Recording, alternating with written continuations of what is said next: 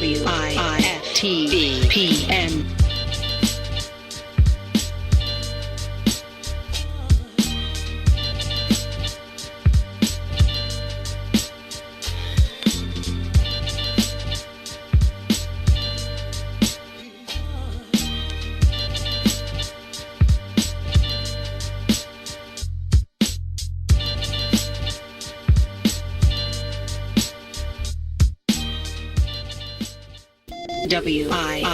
WIFTVPN.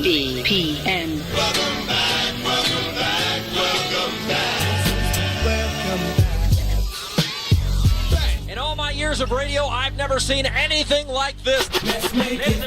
You're listening to Chicago Famous with Mike Love and Diz. So hit it.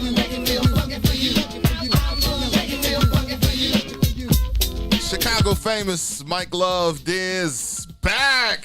As always, we just work through what we got to work through. We're going to be here all the way to 6 o'clock today. And, wow, the chat was hanging around for a minute, and the whole smash and pass thing, I would like to say, was a success, by the way, Mike Love. Hey. I don't know if your all-girl timeline is going to appreciate it. I don't know if you're going to have less friends by this evening, but it was interesting to say the least. Always good when you can tie something in to something everyone sees on their timeline, especially now. And women love to jump into a challenge, especially a challenge that makes them look good. So what was it about the pictures? Now, are we going back to the beginning of the pictures, and you're going to comment on them? No. We're not going to go back to the beginning of the pictures. But okay, so let's reset this real quick. Reset everything else. I'll just reset the show. So last night I started to notice the 5 picture challenge. That's what the 5 different looks. Five look challenge. 5 look challenge. 5 look challenge. Yes. Okay, so you saw it last night. You were like, okay, all right, I'm going to take it this angle. I saw it last night, and I took a completely different angle. Okay. And this is what I'm going to tell you, all right? And listen to me, those of you all that are checking out the feed right now or tuning back in. As always, we appreciate you all for coming back. But here, I'm going to keep it real with y'all. Let's put this out there, right? Right now, you're at home, you're at work, you're chilling, you get a knock on the door. Knock on the door, right? It's Donald Trump. Donald Trump comes and knocks on your door right now, and he asks you, hey, I saw you out starting your car the other day. You mind if I have some pictures of yourself? What are you probably going to tell him? Kick rocks? Get lost? Beat it? Hell no. Okay, he probably knows this, right? So you know what he does? He wraps himself up in a Facebook blanket, and he puts out a 5-look challenge. And then you have absolutely no problem volunteering all your information, your facial recognition, everything else to an app that they put out like 3 days before election. So they've already said that the Russians was hacking the internet, and the internet played a part in the election, and the algorithms from all that stuff that you've heard on Facebook and on Instagram and stuff like that. They have figured out a way to infiltrate the election by getting in through the algorithm. So what do? They put out a challenge that people can't resist. They can't resist to do, and all they do is you just voluntarily start uploading your data, and then they turn around and they sell that data, or they use that data to networks or companies or whatever. And when this whole election becomes the ultimate shit show that we know it's going to be, Right. it's going to all come back to what the algorithm said and what data says and all that type of stuff. Because I'm telling you, it's the simple things. Because you don't sit there and think to yourself, well, how much can they learn about me from a picture? It's just a picture. It's just me being cute. But they figure out, they connect that picture with your friends, who views it, who sees it, what you look like 10 years ago, what you look like now.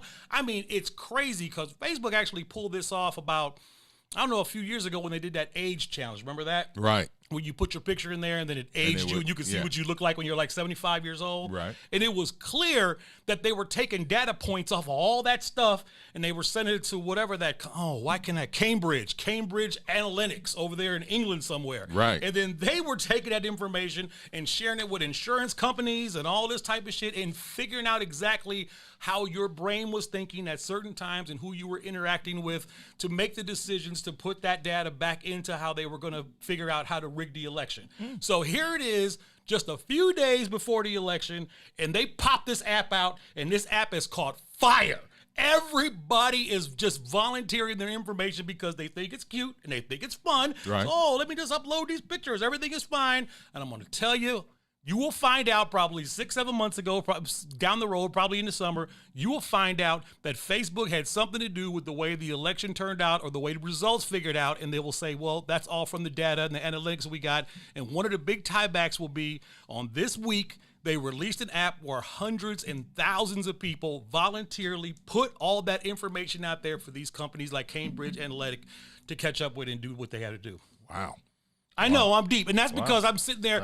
When I was watching. It's a mouthful. When I watched Terms and Conditions and when I was watching, Trump, what was it called? The Trumping Democracy documentary I was watching. They told you all these things that they were doing. Like I said, it's not obvious no more. Like back in the day when people want to say, oh, slavery's over, that's because you don't see people out in the cotton field picking cotton and masters sitting up there. And this shit ain't going nowhere. The Klan ain't going nowhere. The Klan don't walk down the street with hoods on and burn crosses going through Arlington Heights and Chicago Heights and Dalton anymore. No, they've taken the hoods off. They put suits on. They change laws. They change rules. They're still there. They just figure out a different way to do it in a way where you're like, you're not scared of it. It doesn't jump out at you like the hooded guy riding on a horse down your street. You're like, oh my God, we got to do something. They're racist. But all of a sudden now the guy sits behind a desk with a suit and tie on and you're just like, oh, it's some white man. Yeah, he's my insurance guy. Not knowing exactly what he's doing or what he's up to. So I say that to say that we live in a digital world now and the space is a lot different and the way people consume information, the way they take data points off our information, it's really key. And sometimes, I mean, if you don't have a problem with just giving your shit to people, because trust me, when you got your Facebook page and you click that box that said terms and conditions, you allow them to do whatever they want to do with your shit. I don't care if you put a copyright disclaimer up there or whatever it is. They care less about that. You've checked the book when you logged on and got a Facebook profile or Instagram profile. So they will use that against you at the end of the day. So you looked at it and you went on a smash and patch, and I looked at it like, oh my God, people, stop it. Stop doing that. You're running up the analytic numbers again. Just giving out all your stuff. So anyway. I mean, but aren't they already doing that anyway, just being on Facebook? They're always doing it, but they're doing this. This one is, they're going after a specific thing on this one. So, I mean, they know. I mean, like I said, because you're just days away from the election, there are some stuff that they need right now. There are swing states. There's a lot of people out there that may be undecided. There's other races out there they're looking at, and they're like, okay, we need some real-time data, and we need it quick. So let's come up with a way to get people to just voluntarily give us their shit. And this is what they roll out. And everybody's more than happy just to get on there and type what they type and put their pictures up and do all that stuff, when in reality is, if Donald Trump or somebody knocked on your door and was like, hey, can you give me 5 pictures of yourself? You'd be like, get the fuck out of here. Good points. Good points. So there's my rant. I'm triggered, and I saw it, and I was like, oh. Well, you know what? When I click on it, it says try it. You know, anytime so they start a hashtag. So this hashtag is the 5 Looks Challenge. And basically what it does is it puts a little trophy after it. So you click try it, and basically what comes up is just the hashtag with the little trophy, and then you upload the pictures. So you don't go to like a separate app or something like that. You don't have to. Right. The hashtag alone is what they're putting their data points in. I get it. I get it. And I don't deny that. Like I said, if you watch some of them, like I said, you watch that Terms and Conditions or some of them docs that I watch, and you're like, wow, really? So that's how they do that. And, and you can't do nothing about it, because once you click those boxes and you put it up there, you really have no say over that. Now, right. The only say that you got is if you decide to do it or not. And yeah, they're looking at you regardless. But, I'm somebody where it's like, okay, if you know this much about me, why should I volunteer extra shit? And again, a lot of us just think, well, how much harm could it be? It's just a picture of myself. How much could that do, man? You would be amazed the data points they will break down off your entire profile from just one picture. Okay. Well, there it is. There it is. Diz's take. I like tits and ass better. I do too, and I don't mean to bring anybody down. No. I don't mean to piss on anybody's campfire. I'm glad we need that balance. Right. We need that balance of tits and ass and selfies Like with I pulled out the truth. I pulled out that documentary last night. Like, let me make sure I'm right on this. Hold on, is He that said, am I "Let me make sure I'm seeing right." this right? And I was like, sure enough, they were like, yeah, this is exactly what they do. And it's, I get it. I Again, get it's it. something that's friendly. People get a kick out of it. They want to be a part of it, but not knowing that they use that to suck you in to get everything that they need from you. The thing that brought people to Facebook initially, once they relaxed all of the terms and conditions, part of the big thing with Facebook was you had to have a college email. So this is in the early days, I'd say up until like maybe 08 or 09. You couldn't even get on Facebook unless you were a college student. So once they relaxed that and started letting everybody in, I remember one of the first things that they had on Facebook, one of the things was like 20 things about you or something like that. So you would say 10 or 20 things about you, and that just kind of like snowballed into this big thing that started bringing people to the platform. And, you know, even in those days, I'm sure all of that information was being mined and used for something, to where we are now, where everything you type and everything you put in and everything you hashtag is used, as you said, in an analytical way. Shout out to Maze Jackson and Herb Howard and everybody that helped to get us back up and running. Thank you guys for your diligence. That is absolutely an impossibility to do and do the show at the same time. I was like, okay, let me try, but that was absolutely not going to be possible. So thanks to those guys for getting, hopefully we worked the bugs out. Thank you guys for your patience, for being a part of it, and coming back to the live stream. There's a lot going on behind the scenes. You know, earlier today, one of the things Maze was saying when he popped in the room, he was talking about Windy City Live, because he was on Windy City Live today. And the reason I know that is because my wife watches Windy City Live every day. Watches Windy City Live. So that's like her favorite show. Like, she loves old women. So old black women doing their thing. So she loves her some, what's the lady on Windy City Live? Val Warner. So she loved Val. She loved Jean. She loved Val. Any old black woman on TV, because my wife is an old black woman. It is what it is. So she's like, I'm downstairs, you know, minding my business in the man cave, getting life together, and she yells something. And, you know, I can't understand her. So I was like, what? What'd you say? And she's like, Maze Jackson is on Windy City Live. So I'm like, oh, okay. So she doesn't know Maze Jackson, but she knows that this is something that I do every day. And so she's like, oh, the thing about my wife, and I said this before with Jean, shit ain't real to her unless it's on TV in front of her. Like, she's just an old school black woman. Like, she's like, hey, she does not understand what I'm doing, why I'm doing it, how. 20 years in radio, and that don't matter. Unless it shows up on television, that it don't matter. Yeah. So she saw Maze on TV and was like, sat down and watched it. And I was like, oh, this is so proper for my life right now, because it's going to make my life make sense to her. Like, shit does. And here's another thing. So you like me, well, Mike Love, you don't even let your wife listen to the show. You don't have her, you don't bring her in, you don't make her part of what you do. It's a different thing, all right? My show is my show, my life is my life, my job is my job. But when she sees it on TV, now granted, could she see, well, actually she couldn't see Chicago Famous on TV because she's working around this time. And my wife is not on social media, whether people want to believe that or not. She is not on Facebook. Could she go to the app via the app on the TV? Absolutely, but she is not on social media. So all that said, her seeing Maze on TV today, on Windy City Live, talking to Val, talking to, what's the boy's name? Ryan. It made it real for her. It made it real. So Maze Jackson, thank you for making my life a little bit more smooth, brother. You did an excellent job. You were funny. You pretended like you fucking watched The Bachelorette when I know you fucking didn't. It's like, bro, he's like, I'm just going to roll with all of these. All right, whatever you ask me, I'm going to roll with it. But My wife got to see you. She got to see your face. She got to see the background. And all of this shit made a little bit more sense to her. Because guess what? It doesn't always make sense. And I'm always trying to make shit make sense to my wife. Because what I had to explain to her was that in life, in my life, so she wants me to be a 9-to-5 kind of a guy. Okay. Like she wants me to go to work, get a check, come home like she does. That's what she's asked for 30 years. This is me bearing my soul. This is going to get good, y'all. Yeah, it's very good. Don't go because I'm coming back on this. No, so here we are, married in 1990. We've been married for 30 years. Around 94, I lost my first radio job.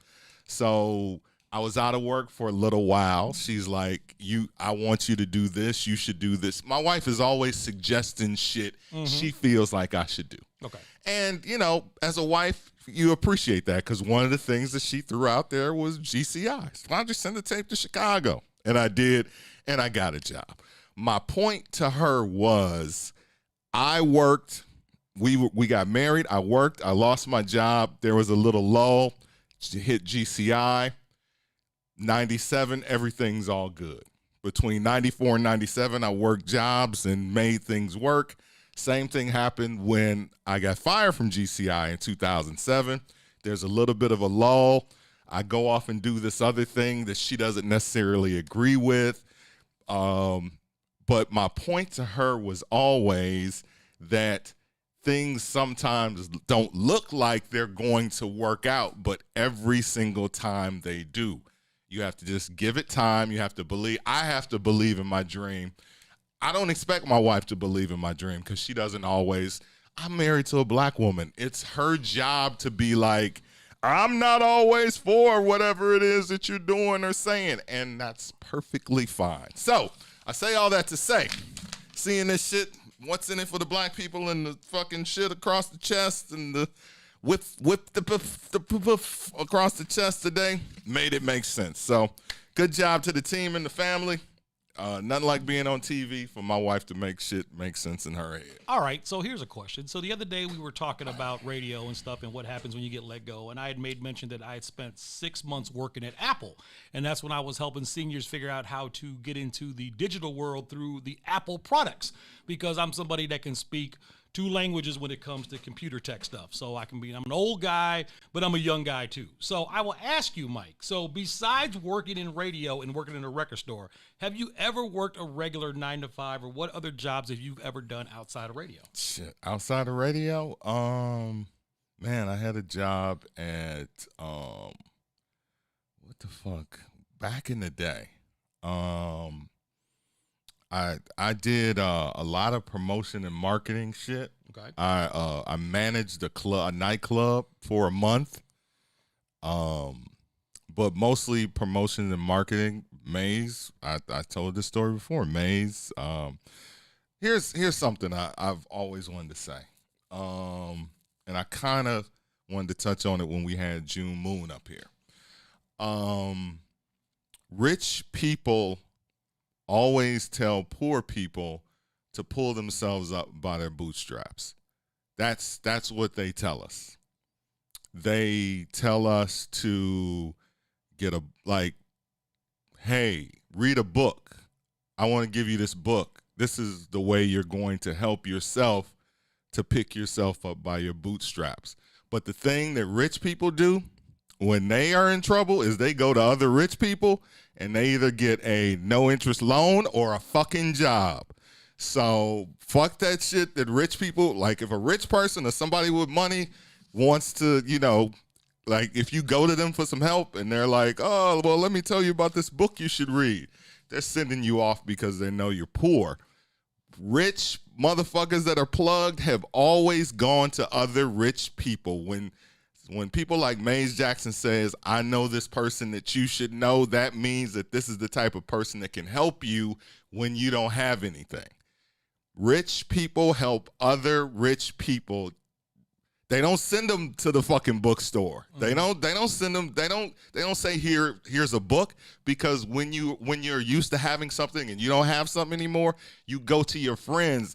And the fucking what is that? The Black Godfather. When he was losing everything, when he said he had lost everything, they was coming for the house. What did he do? He called his friends, and his friends made sure he was straight. That's what rich people do.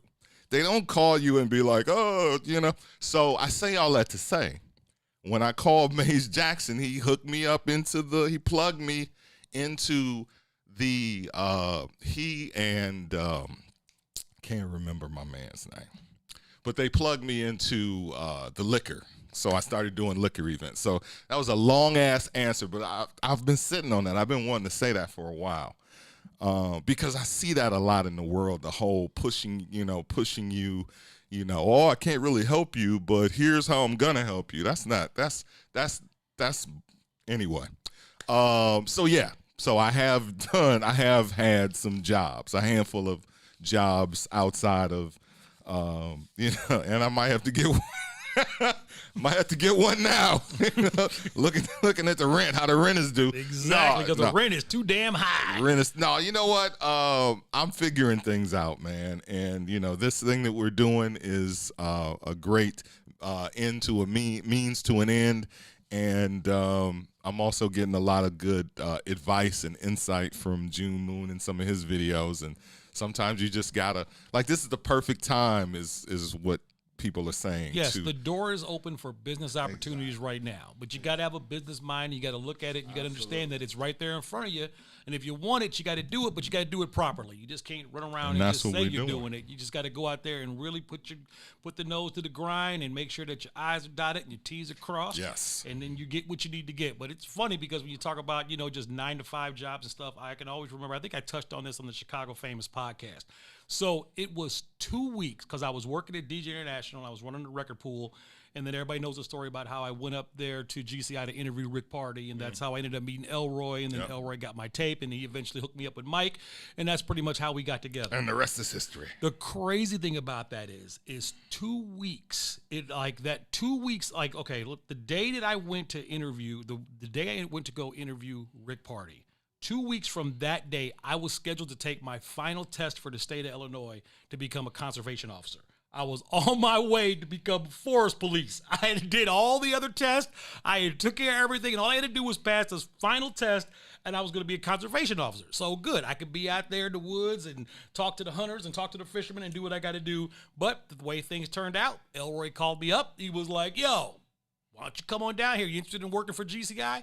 And the rest is history. But, it's funny because I could have went that way or could have went that way. But you all have got to see on Chicago Famous that I'm still both. I love radio. I love this entertainment. I DJ. I make music at the same time. I love the outdoor side of me as well. I'm a naturalist. I'm a survivor. That's what I do. So, things all work out. Yes, they all work out. Talking about, there you go. All right, I was just sitting.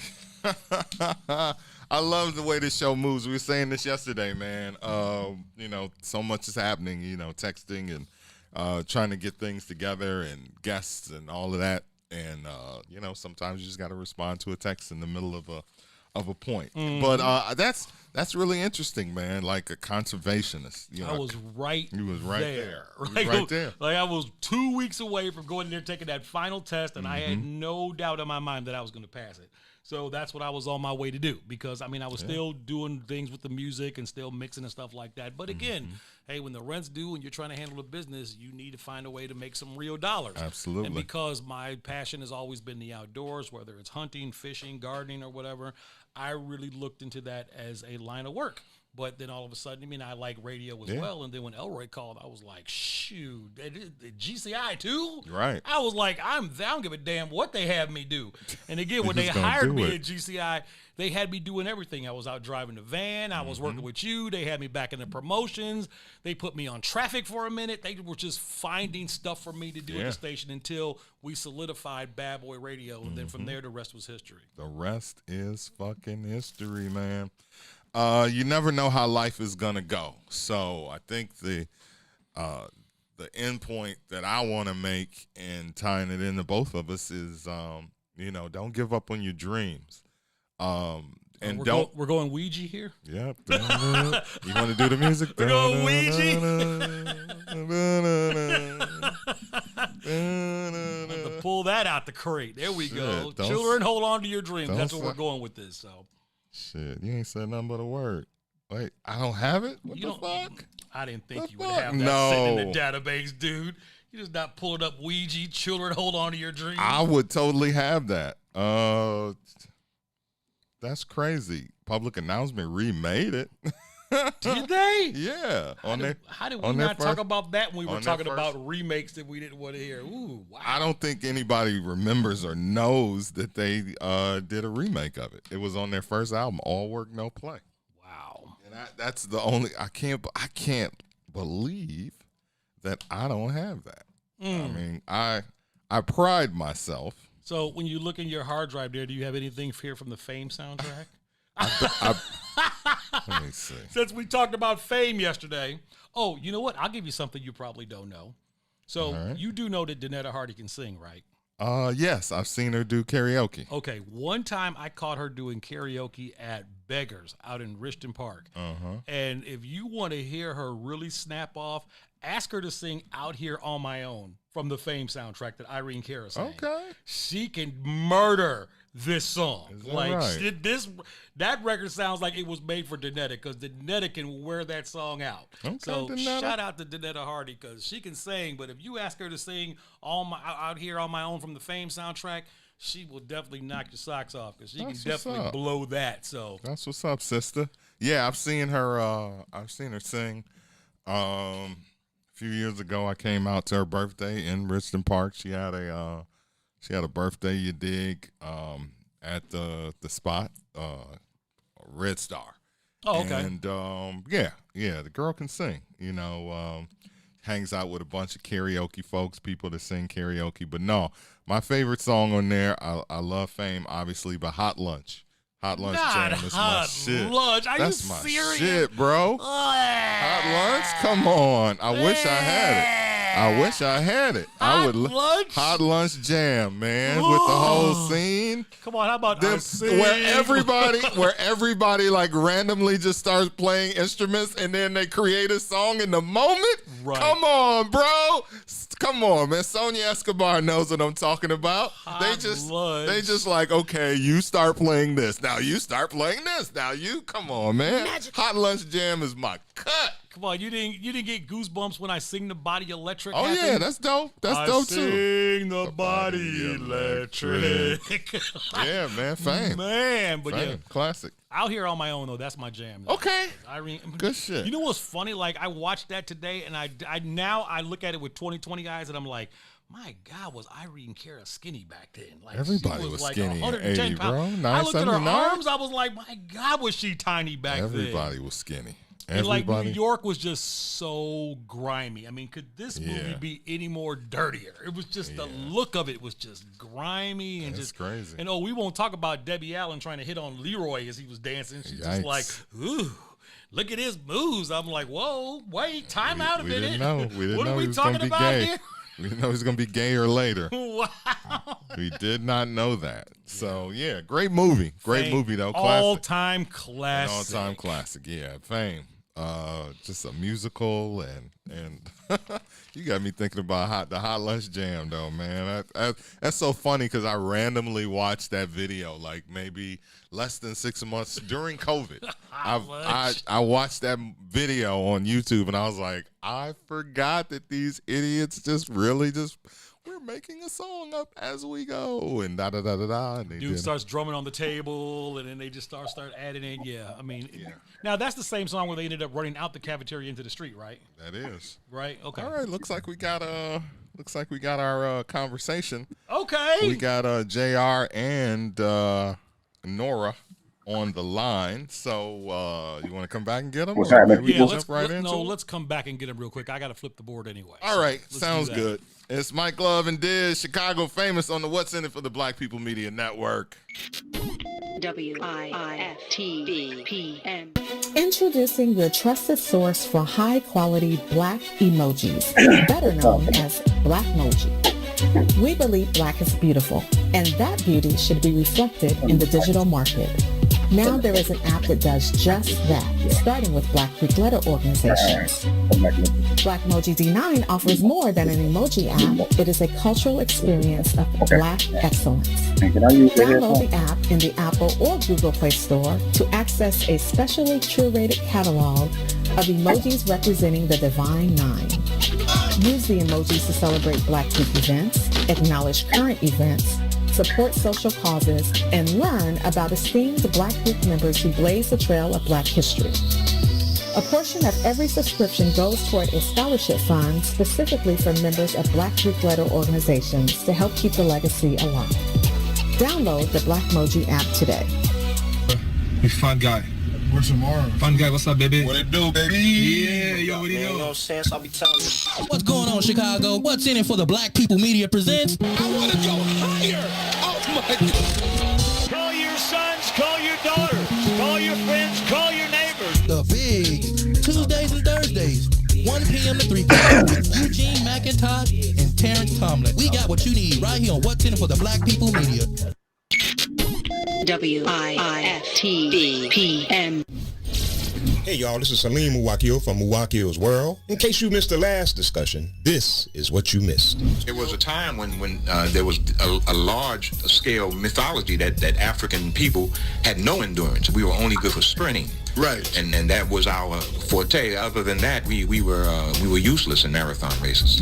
Establishing your patrimony on the land. If you bury the dead, that means that this land is forever in your family. Who are our ancestors, really? We are the living ancestors to a whole genealogical line going back hundreds of thousands, millions of years that we carry within us, living today. Everyone who preceded us. Mm-hmm. You know, however, that conception took place, whether it was violently, with rape, or whatever the case, but we are them living today. That's why it's important to understand our capacity, man. Our capacity is unlimited. We have unlimited potential. Absolutely. So make sure you tune in Monday, Wednesday, and Friday from 11 to 1 p.m. on What's in It for the Black People Media.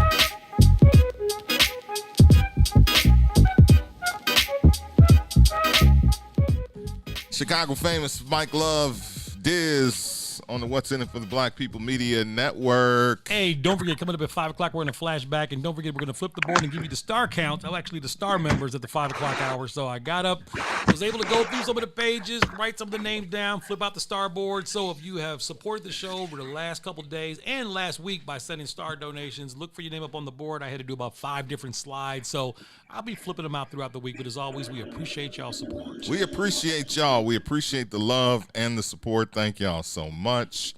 Y'all are the greatest in the world. Turn it down. All right. We have guests today that are joining us on Chicago Famous. We have Dr. Nora Jordan and J.R. Jordan, who are joining us today. Good afternoon, folks. How are y'all? I'm good. What's happening, people? We chilling. See, you got your hard voice on, Mr. Fantasy Girl. Fantasy Girl, right. Mystery Girl, Dream Girl. Brother, you legend. We are glad to have you on the show as always. And Dr. Jordan, good afternoon to you as well.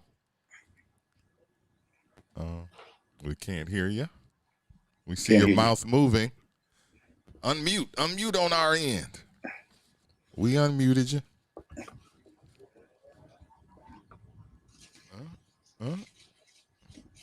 Sound like somebody's refrigerator just cut on. Can you hear us? Can you hear us? We can hear you. Yeah,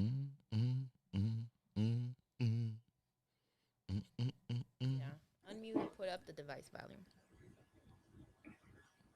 Mute her and unmute her. No, they need to. Yeah, you need to unmute us.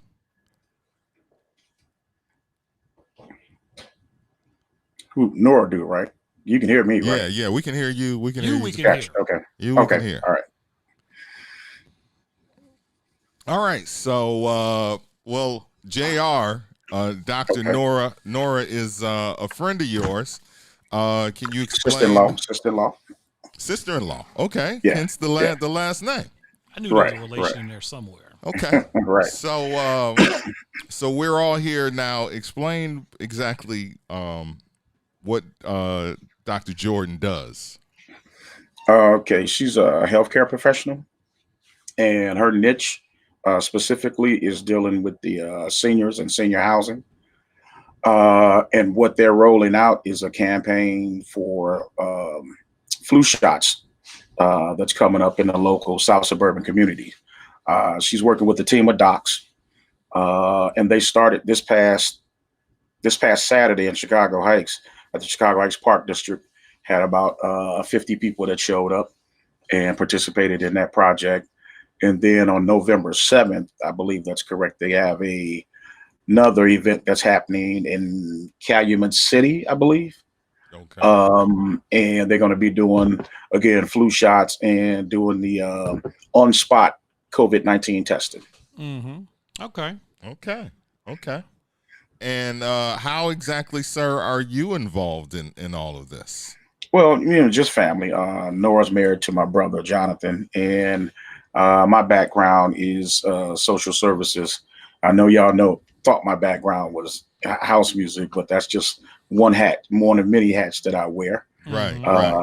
But my real job was community services, and I had the Jordan Community Service Center, which my dad, Bishop Jordan, was the owner and proprietor, and that was under his church, St. Mark Church in Harvey. And we provided prevention intervention services, teen parent services, at-risk youth services, mentoring services, welfare to work programs, contracts, for like the last 22 years in the South suburban Harvey and Markham, Dixmoor, Dalton, the whole South suburban area. Right. We also had on site at the church, we also had a medical center, professional medical center, where people who didn't have health care or access to health care could actually come to the church, go to the medical center, and actually receive services from the docs there. So our church was a full service type of community. My dad, Bishop Jordan, believed in the total ministry from a total holistic standpoint. Okay. And he believed in, you got to do more than just shout on Sundays. You got people that's hurting 7 days a week. So his thing was to offer stuff every day of the week. And we did that by way of the Professional Medical Center, the Jordan Community Service Center, and the school that we had, St. Mark Academy. So Jordan, where did you grow up at, man? Did you grow up? Have you always grown up in the South suburbs? And where'd you go to school? Heights, born and raised, baby. Okay, born so and raised Chicago You've always Heights. been on Hickory, right? Always been on Hickory. That's right. When I say Hickory for real, it's Hickory for real. So yeah, definitely Chicago Heights. Went to graduated from Bloom High School. Went to Prairie State for about a year. Then left Prairie State and went to Columbia for broadcasting, and then came back and started working around that time. Actually, all of this stuff was kind of clicking at the same time. That's when I actually hooked up with Pierre and Spank and Herb, and we started that process. So I had some things kind of hopping off at the same time when we were doing the house music stuff. Okay. So you decided to leave school and just was like, you know what, this thing over here, or was this a simultaneous thing where, because to be honest, like you were the records that jumped off, Fantasy Girl, Acid Tracks, like those are records that changed house music as we know it. did you foresee that, or maybe think that was going to be a career, or did you just, decide, what, I'm going to, maybe school is the thing for me? Well, we the plan was to actually pursue the house music thing. So let me give you a little bit more background. Again, my dad was who he was, but our background was church gospel music, and growing up and singing in different types of plays and all of that stuff, participating in different kind of community choirs. So I already had a name already in regards to singing from the gospel perspective. When I got introduced to Pierre, a good friend of mine, introduced me to him and Spank. And that's when we kind of hooked up and started talking about getting together. I actually didn't come on board until after Acid Track. The Acid Track probably was out about 8 months before I actually came on the scene. And it's kind of funny the way that actually happened, because when we came and did Fantasy Girl with Felix, Felix was still in high school. Pierre was pissed at Larry Sherman, because after they signed with Trax, they was locked into a 2-year deal. He didn't like that. He wanted to produce other stuff. So in comes Doc from SRO Records and Stan from SRO Records, that the label that Fantasy Girl was on. Okay. So and the whole name Fantasy Club, it has the P in front, and that's in regards to Future. He wanted people to know, without breaking his contract, that Future was involved, and that he still wanted to put out. He didn't want to wait 2 years to put out another track. So Larry was like, "No, you're either gonna do it here, or you can't put it out until 2 years." So probably about 8 months to maybe a year later is when Fantasy Girl probably came out after that. But that's how that whole scenario came about. They was locked in. He didn't want to be locked in, but he still wanted to get stuff out, because he had so much stuff he was trying to crank out at one time. So that's how that came about. So I'm on to, we meet, we get together, and we go in, and I like the music that Felix had came up with. Pierre did lyrics, and I did lyrics and vocal melody in regards to Fantasy Girl. And we went to Star Tracks out in New Orleans and laid it down. Doc came out, he fronted the whole project. He came out, and the only drawback of dealing with SRO Records, great people. Doc was a veterinarian by his trade, off of 95th Street in Chicago. Real sweet guy, but he just didn't have the firepower in regards to being able to keep the record in the stores and out on the street. So I always say that Fantasy Girl is a cult classic, because cult Chicago classic, because records like Got the Bug, Mystery Girl, even Dream Girl, those were on bigger labels, and those records are huge worldwide, whereas a lot of people really worldwide don't know about Fantasy Girl. It's more of a Chicago thing, I think. Yeah, in my opinion, it's you've been all over the world, so you would know. It's certain areas that like DC, Chicago, Detroit, Atlanta. Those areas are really, they really know about Fantasy Girl. But the other tracks that I've mentioned, those they got much more success worldwide. Wow. Because they were able to travel, and they had a label behind them.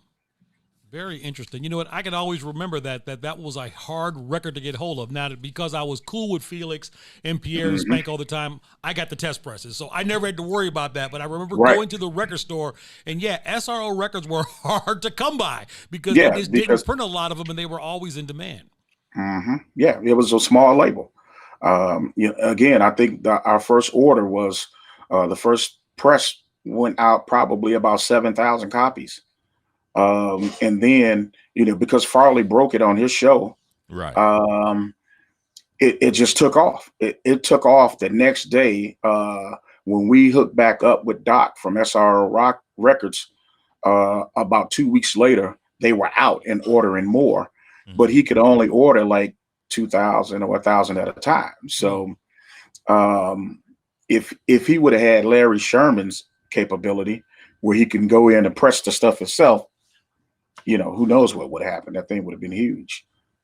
So you mentioned Larry Sherman and you know, Pierre, among so many others, have had so many problems and issues. And, you know, even though Larry Sherman is no longer with us, you know, those stories have been, you know, definitely a part of Chicago house music lore, that Larry Sherman did not take care of these artists. And now you're saying, for the first time, I'm hearing someone almost say, man, it would have been nice if Fantasy Girl came out on Trax Records, because it would have been exposed to more people. So does that mean that although, you know, like everybody knows, the business was bad, that it probably would have benefited you and the group more had the record been exposed to more people? Oh, most definitely, because I mean, the business changes so much, and we were putting out tracks like every 6 to 8 months. You know, we wasn't waiting. You know, we were bringing out some new stuff pretty quick. So just think if Fantasy Girl could have had a label like DJ International or Chicago Track or Strictly Rhythm behind them, but nobody really knew that the record would do what it was going to do. But I really got to give props to Farley and to Hot Mix 5 and to Mike Hitman Wills and to Bad Boy Bill, because those guys, they drove it so hard it was ridiculous. Excuse me, they drove it so hard it was ridiculous. And then still riding off of when Ron Hardy broke Acid Track at his sets that night, that they were still Future was still riding off of that. So that was still that was a wave that they were riding in regards to getting stuff done and making a name for themselves. And I always tell people, you know, I don't knock EDM. A lot of people, Real House people, they knock EDM music. I don't knock it, because I think that house music was the mama, and I think that acid music was the dad, and that they birthed EDM. Okay. And that's my, when it comes to EDM music and how it came about, that's just my take on it. So I get it. It's kind of out there in regards to my taste. But at the end of the day, I still got to give it props because of something that I was involved with. Acid music actually kind of made that happen. You know, one thing that I will always fight for when it comes to talking about house music culture and just the different facets of the culture was, I always found it very unique that Pierre and Spank and all of them were able to create this record, and yourself, Fantasy Girl, that actually kind of went across two lanes when it came to house music. Because when you look at the Acid Tracks and Future Jacks and all that, those were basically like black underground house records. Like I said, Hardy was playing them, you know, Andre was playing them. They were predominantly played to black crowds. And it was Fantasy Girl that not only were the black crowds listening to, but the Latin crowd grabbed hold of. The Bad Boy Bills, the Julian Perez of the world. They grabbed that record. And I remember going to the Rainbow, watching you guys perform one night, and the whole crowd was Latin, and they knew every single word to that song. And for that record to hit both of those genres, I always think puts it up there in the top 10 classic house records of all time, because it was able to cross a bridge that most records don't. I can't never ever remember hearing Acid Track at an all Latin house party. But I've heard Fantasy Girl there, and then I've turned around and went to a black party, and I've heard Fantasy Girl there. So I've always thought that was very unique what that record was able to accomplish. Right. It was different. And I think what the difference in regards to, because it basically was an acid record. It's acid house music. But the difference was the structure in regards to the vocals and the music, the bass line that Felix came up with. The music was totally different compared to the regular type of tracky music. It was more dark and kind of laid back. You got that heavy doom, doom, doom kind of bass line, you know, and then you got this weird kind of 303 kick bass line to it, going under. And then the real laid back track with the soulful kind of vocals. So that made for an eclectic mix in regards to a regular kind of house song. A lot of people don't think it is, but I think Fantasy Girl was probably the first house vocal. Somebody said something about Armando had something out before then, but I don't recall it. But I'm pretty sure it's like one of the first, at least first 5 actual acid house vocal songs that's come out since the acid house era. All right, taking a I mean, we still have Nora on the line. I guess we're going to have to reschedule her and you know, try to figure that out on another time. So you know, unless you can do her interview for her as well. I mean, I'm sure she speaks for herself, J.R. Jordan. So we might have to she might have to disconnect and we just completely bring her in. Wait, I'm seeing something. Nora, are you there? Yes. Okay. I think you're here. Oh, she is there. Okay. I don't know what happened. I don't know. We figured it Hello. out. We figured it out. Yeah, I guess so. Hey, all right. There she is. Nora, welcome to the conversation. Yeah. All Well, right. thank you. So tell us why you're here and what is going on in your world, in this COVID world that we are now accustomed to. Well, I am here to talk about Oracle Healthcare and Associates LLC and some of the community events that we will be hosting. We hosted, as JR stated, a community event in Chicago Heights on last Saturday, where we did COVID testing, flu testing, and we really had a great turnout providing those services for the community. We are looking forward to this event that we're going to have in Calumet City on the 7th. Again, Oracle Healthcare is a community-based organization where we are focused on managing and preventing diseases, as well as educating our community about maintaining their wellness. Okay. And so, like JR, your expertise is working with the community, working in the area that you live in, that you've grown up in, or is that just kind of what it's kind of grown into? That's kind of what it's grown into. I've been a nurse for about 30 years, working in acute care and long-term care settings, but it has always been my passion. Even though you're still serving the community, but it's in a setting, it's been my passion to serve the community in the community. So that's where this has led to. Okay. So tell us more about these events that you have coming up. You have one that is after the election. Are you finding that people, you're just basically just testing people, just COVID testing? Is that what you're doing mostly? COVID testing, flu vaccination. And while they're there, with my experience, if there's anything else that comes up, then we will address those issues also as they come. But our main focus right now is COVID, because of the COVID pandemic and situation that we're finding ourselves in at the present time. And of course, we now have embarked upon the flu season with COVID. And because it's very hard to determine the two, we want to make sure that our community has what they need to be able to distinguish what those diseases are and be able to do something about it if they can.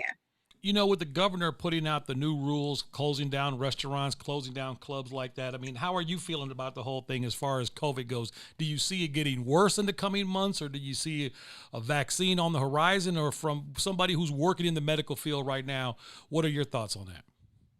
I have to be honest with you and say that I am afraid. This, again, out of all the years that I've been nursing, I've not seen anything like this.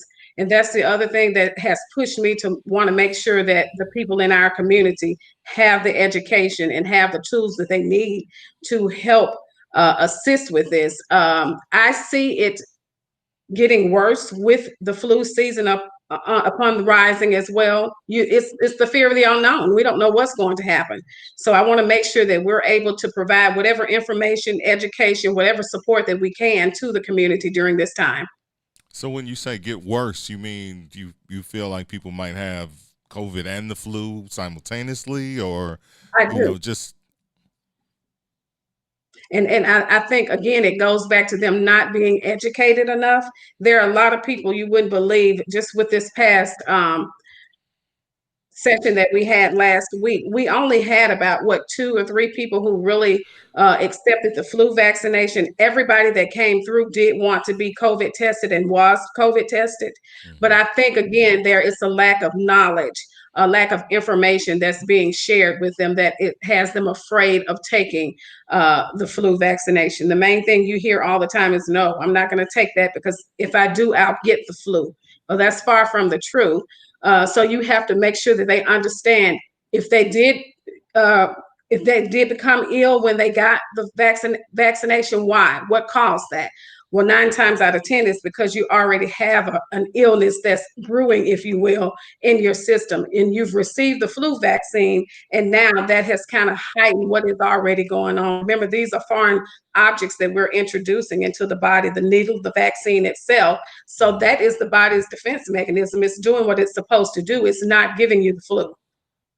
Okay, and that generally, so you said like in all of the people that come, only a certain amount of people get the flu shot, but there's no way to tell if the flu shot will be effective with COVID. Or have you seen in your years of doing what you're doing, the people have had, because obviously, you know, doctors and nurses tend to get immunized. Thank you. My wife gets a shot, flu shot every year, and she hasn't had COVID. Not to say that there is a connection, but do you feel like maybe people who have had a flu shot might turn out better in the long run, or does it matter? Does it not matter at all? I feel like if they receive the flu vaccine, that they may turn out better in the long run. Again, we don't know very much about COVID. This is all new to everybody. So I dare not try to answer questions that I'm not familiar with, but it's still new. It's still a research in progress. So I still think that it's best practice if, you know, that they receive the flu vaccination. That's something that's been around for a while. We know about it. So why not get that? That way you're combating the flu. We don't know about COVID. We don't know what it's going to take. We know that they're working on a vaccine. We don't know how long that will be before they will actually have one. Mm-hmm. So do you think with COVID happening now and flu numbers going to increase probably in the next few weeks because flu season will be in full run, are we looking at a complete shutdown like we had a few months ago? Do you think that would be helpful if they just had everybody just go back to being in place? You know, I firmly believe that is what has helped us. My husband and I were having a conversation about it just as you all were talking when you couldn't hear us. I really do believe that is what helped us, helped our numbers stay. You know, our numbers are high, but compared to other states and other places, we are in a pretty good situation right now. So I do firmly believe that them doing that did help us a whole lot. And I wouldn't say that I'm against it this time either. I've been one of those frontline workers taking care of people with COVID, and it's not a pleasant sight. So again, give us the testing sites. Let us know where you're going to be, and if there's something that we missed that you want to add on, feel free to do that right now. Okay. Our next event is actually going to be November 7th in Calumet City at the Sand Ridge Community Club, and we'll be there from 11 a.m. to 2 p.m. We'll be doing flu shots and also doing COVID testing again. Okay. Thank you, sir. And your name, sir? You are the husband? I'm sorry. I am Dr. Jonathan Jordan. Nora's my wife. JR is my brother. Got it. All right, there we go. Got to get some introductions. We apologize for, we just been seeing you sit there the whole time. Right. Like, all right, she just got her husband just chilling. Like, all right, if I'm going to jump in, it's all good. Okay. All right. So we got that marked down on our calendar. And again, this is all absolutely, the shots are free. The tests are free, of course. You know, these things are for the community. I guess one last question is, and you kind of touched on this, what are some steps that we can take as broadcasters or people that get information across to let people know that, the flu shot is not a death sentence, or it is not what black folks tend to think it is when we say, nah, I don't want that. Mm-hmm. I encourage everyone, if you have a healthcare provider, to speak with your healthcare provider. That's what they're there for. We're not just there to perform tests and do other things. Education is a big piece to what we do in the healthcare world. So I encourage our society of people to speak with someone, speak with a healthcare professional, speak with their healthcare provider, get education. You can go to the CDC. There are other websites that you can go to get education on the flu vaccine as well as COVID.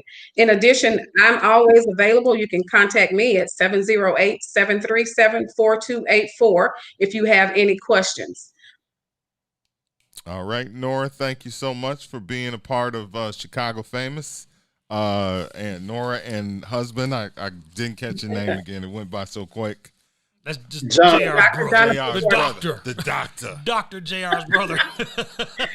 We appreciate you all stopping by Chicago Famous and share that information with us. Once again, shout out to our man, JR Jordan, who's not only a big supporter of the show, but hey, we had to have him on the show as well because just like us, he's Chicago Famous as well. So we always appreciate the love. And thank you guys for stopping by. And we hope to hear from you guys again real soon. Thank you, guys. All right. Take care. All right, let's do that. All right. So I say we take a break. We flip the board behind us. Take a break. And we keep it rolling. And if you need any more of that information, you can always put your questions in the chat. I'm quite sure JR still hang out in the chat, so we'll give you all the information you need. And we'll coming back at you with more Chicago Famous right here on the What's in It for the Black People Network. WIFTBPM. Introducing your trusted source for high-quality Black emojis, better known as Blackmoji. We believe Black is beautiful, and that beauty should be reflected in the digital market. Now there is an app that does just that, starting with Black Greek letter organizations. Blackmoji D9 offers more than an emoji app. It is a cultural experience of Black excellence.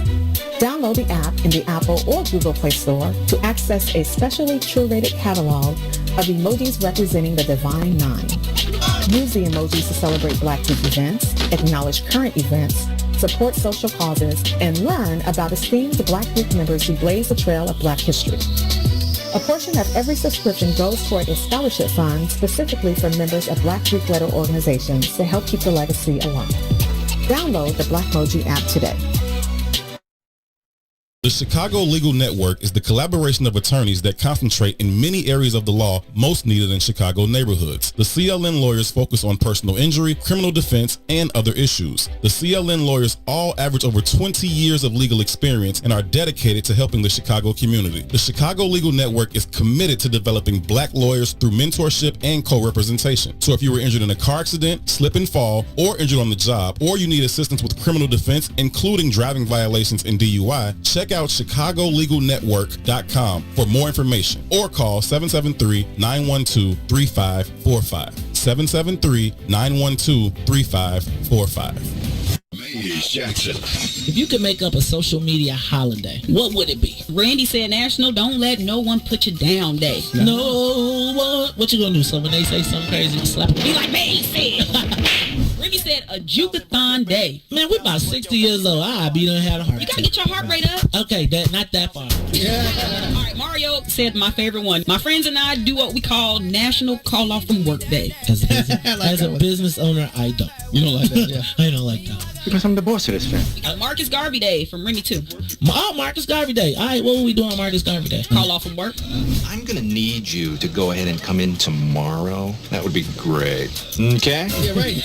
well, every Black holiday has something to do with calling off from work. You're cool. I'm out.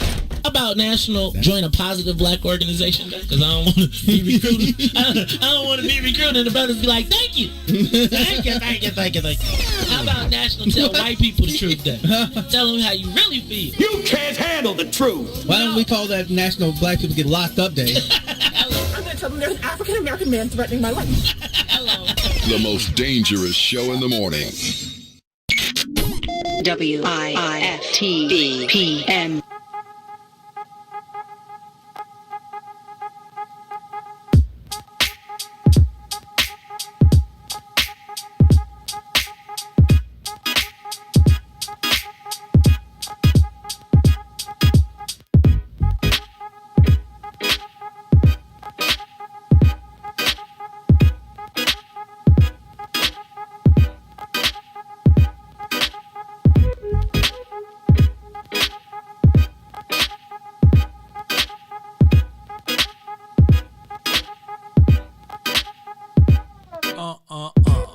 Chicago famous Mike Love Diz on the What's In It for the Black People Media Network. Hey, don't forget, we are on demand, so if you just tuned into the show and you missed something that we had in the first hour or the second hour, you can always rewind on Facebook and YouTube and check us out. And that's the great thing about being in the digital landscape, because if you don't have time to turn into us live, maybe you got your kids at home, maybe they got learning going on, there's a lot of things happening, because we know it gets hectic around the house.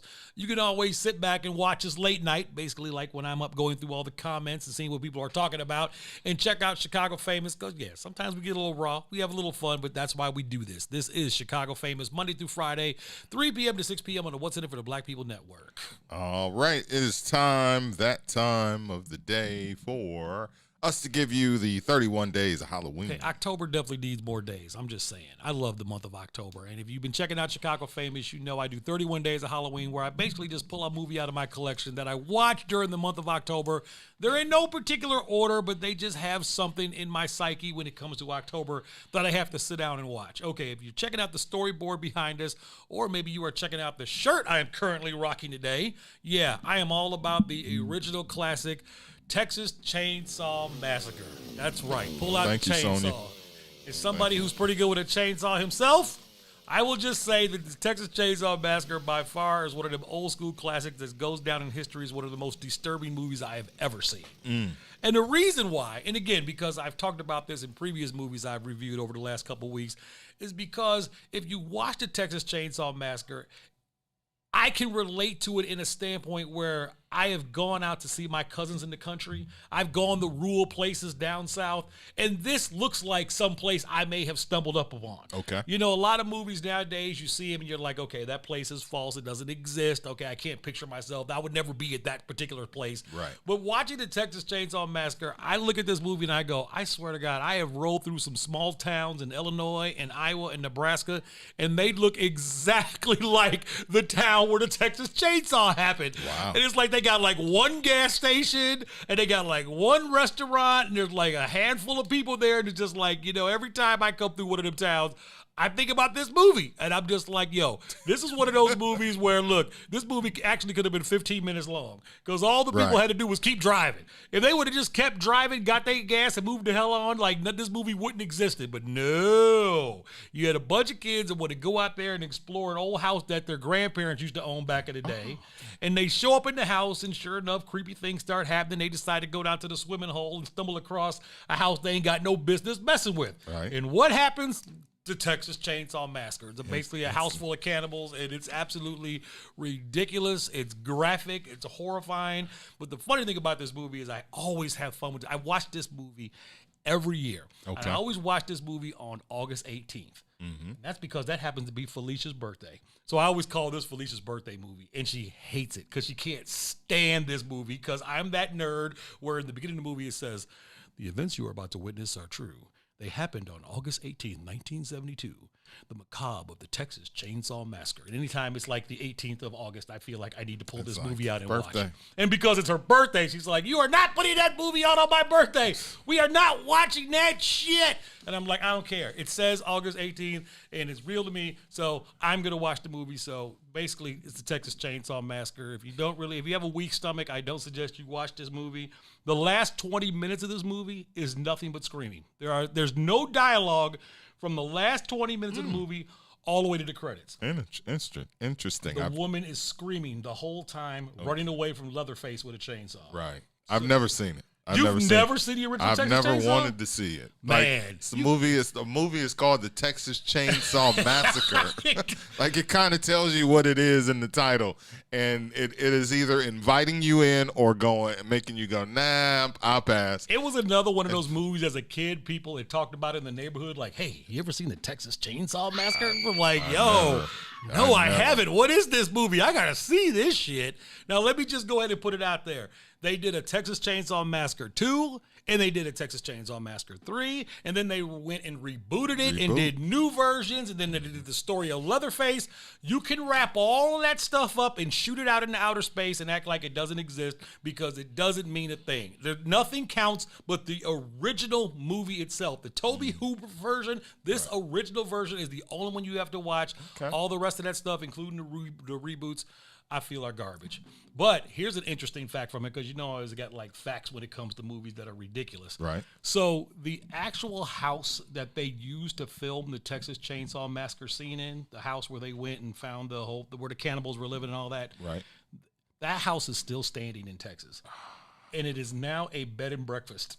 And you can actually go to Texas and stay in this bed and breakfast house, which was the exact same house they used for the Texas Chainsaw Massacre. Would you? Hell yes. I'm so in. Are you kidding me? I'm there. Wow, and they're serving barbecue too, just like when it was barbecue in the movie. Because I'm a nerd like that. I know what you are saying. Man, what the hell is wrong with this? No, forget that shit.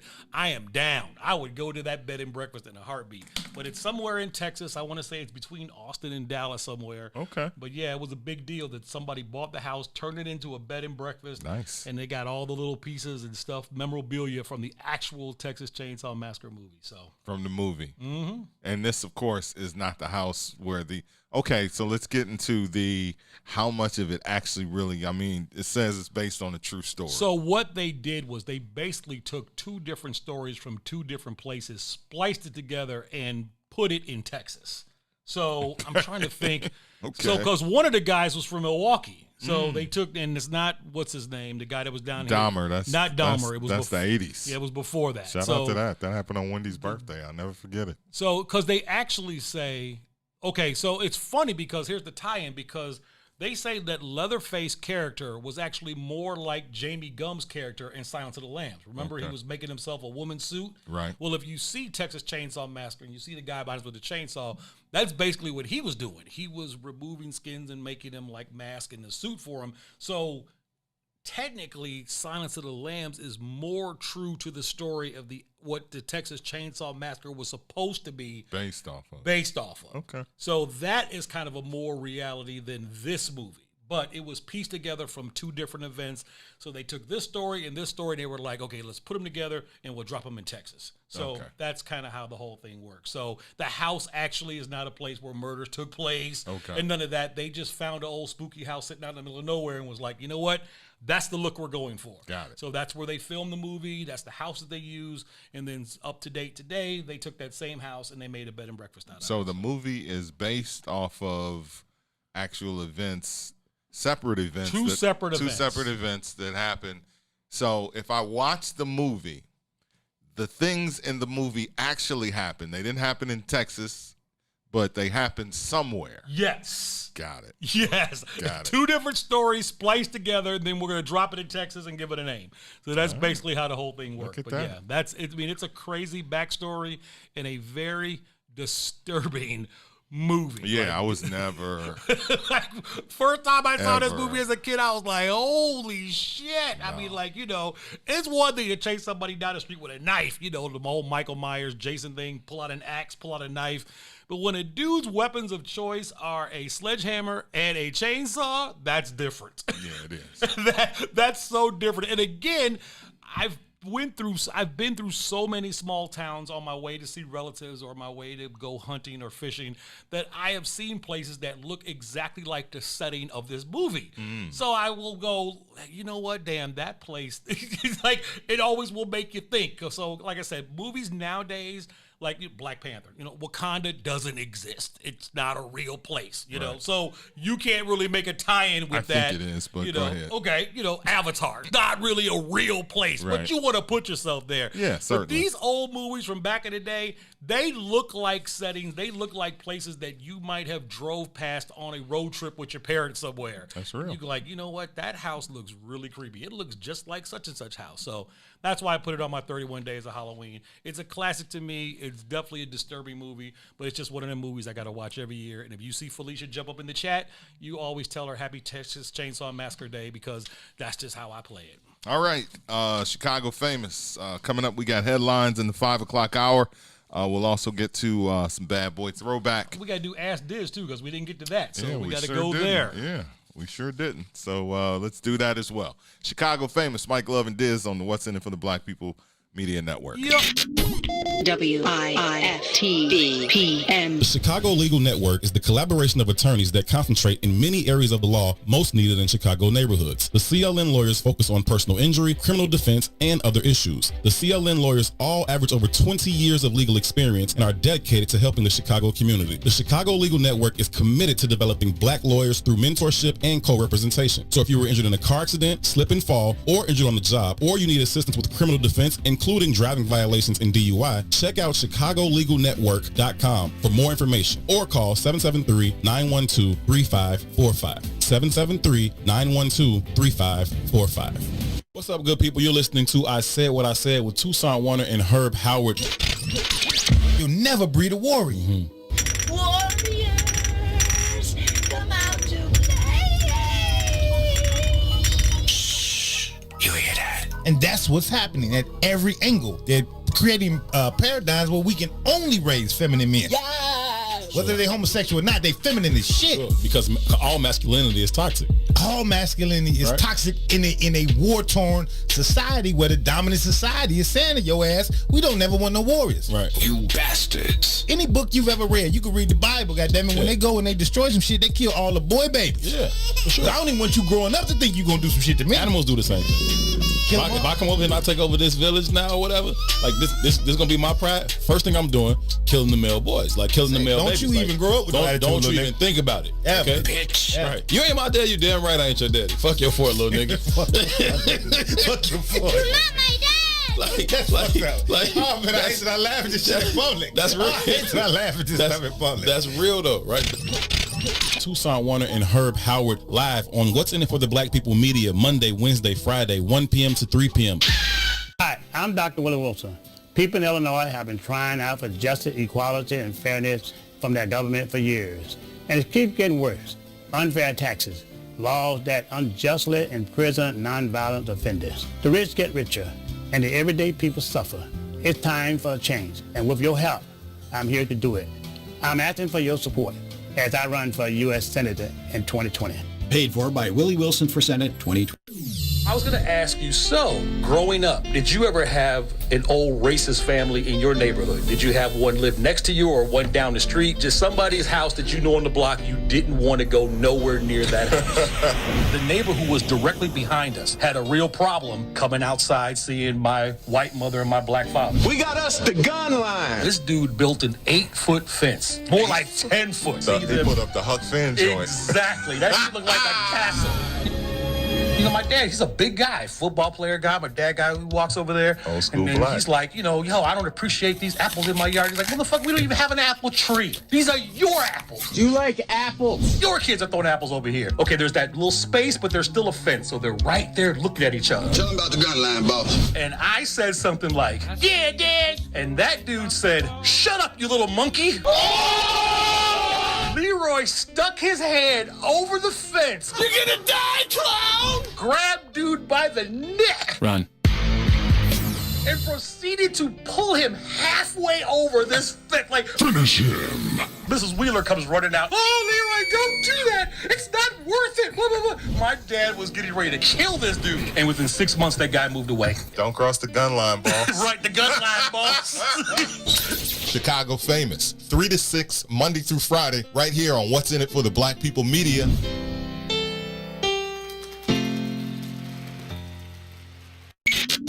WIFTBPM. I swear I'm having a deja vu moment. Oh, yeah? It's crazy. What happened? No, it just feels like I did this already. I swear, just everything from me pulling the stuff up on my screen to the music that she just played is crazy. It's crazy. I was watching a TV show. They said that it was something my kids used to watch. Okay. They said deja vu is when the Wizards would. It was like Wizards of Waverly Place. And it was like whenever the Wizards do something and they switch their wand, that's when you feel. So the Wizards did something. All right. It is Chicago famous Mike Love and Diz. Don't mind me. I just had, maybe I had a brownie or something. That's funny. Anytime I think of deja vu, it takes me back to the Pee Wee Herman movie. Because there's a part in that movie where he was like, deja vu. I know. I'm a movie nerd. I know. But it always takes me, anytime I say deja vu, I got to say it like Pee Wee Herman. Because I just remember him saying that from the Pee Wee Herman movie. So there you go. All right. So right now we are going to do our Ask Diz question. And the Ask Diz today is based off of something that I saw online that some of the old heads, some of the old house heads got into it. Oh, this ought to be interesting. Oh, it's going to be very interesting. Oh, it's a house head question? Oh, Yep, I can't wait. It's a house head argument. Oh, it's an argument too? Oh, here we go. All right, so Wayne Williams of, fucking Wayne Williams, bro, of Jive Records. Of Jive Records. Signing R. Kelly. He signed R. Kelly. Of Dr. Derlick. Right, John, all these things. House music. He was A&R for Jive Records, and of course, he is a part of The Chosen Few, the guy who put it all together. So he's been a part of house music since day one, damn near. So he made a post on Facebook yesterday where he was responding to something that Chip E said. So I will read that post. Okay, Chip E, Mr. Time to Jack, right? Yep, Time to Jack. It's house. It's house. Like this. And if you only knew. Yep, the classics. So Chip E. Eberhardt thinks he started house music and techno. I'm so tired of these conversations, but the fact he went on a panel and told the people in Amsterdam this bold-faced lie is appalling. It's appalling to Jesse Saunders and Juan Atkins directly, but it is also appalling to Steve So Curly, Farley, Jackmaster Funk, Jamie Principle, Vince Lawrence, and all the DJs that have played, produced, and artists who have sung and continue on this art. Generations of new I think I missed something. No, I didn't. Generations of new fans who are looking to our Chicago pioneers to tell the history correctly, as I'm sure our sister city Detroit wants their history about techno told correctly also. I rarely do posts about this because I recognize it takes a village to start a music genre and not just one person. But with a little fact finding, the history is not hard to figure out. Almost all of the pioneers are in agreement on this history. That's funny. That's like the funniest line. Almost all of the pioneers. Well, obviously not Chip E. Sadly, we have a few folks like Chip trying to rewrite it to make himself first. Gee, I haven't heard anybody do that in the history of house. I'm just tired of this nonsense, and that's why I'm speaking about it. My Detroit folks can tell their own story about how techno started in their city, and I know for a fact that is where it began. We must put an end to these lies and put this history in writing. I hope Jesse, Farley, Steve, Vince, Marshall, and myself can agree to this for once and for all. So that leads me to my Ask Diz, which is, why can't house music's pioneers agree on who created house music? Because there's a bunch of old guys arguing about stupid ass shit that nobody gives a damn about nowadays anyway, basically. I mean, at the end of the day, you have house music and you have a history and you have different facets of the history. I totally get it. I understand. But I cannot believe that in 2020, we are still arguing about who made the first house record. Who gives a shit? You know what I got a problem with? I got a problem with all the kings and queens and princes and the founding nation of house music and the godfather Brothers and all this shit that started in the city of Chicago basically got taken by the white boys overseas and turned into a billion-dollar industry. In the meantime, find me a real house club in the city of Chicago. Find me a house label in the city of Chicago. I mean, there's some, because Terry Hunter, he's got his label, and there's a few of them out there. But I mean, you are talking about an art form that started here, that talk about culture vulture. It was jacked. And that's because we were more worried about being accepted as the leaders of shit instead of being business people when it came to house music. Hip hop has always been about his business. Well, people got fucked in hip hop. People got screwed in hip hop as well, but hip hop looked at their culture a little different. House music has always been around. It's a kumbaya moment. We rap our love. And the biggest problem that I always have with house music is that you got house music as let's say that's the top of it. That's the top of the pyramid. Okay. And different people have made different contributions, and they have their story. And just because their story doesn't match your story doesn't mean that their story is wrong. Not everybody went to Mendel. Not everybody saw Ron Hardy. Not everybody went to the Music Box.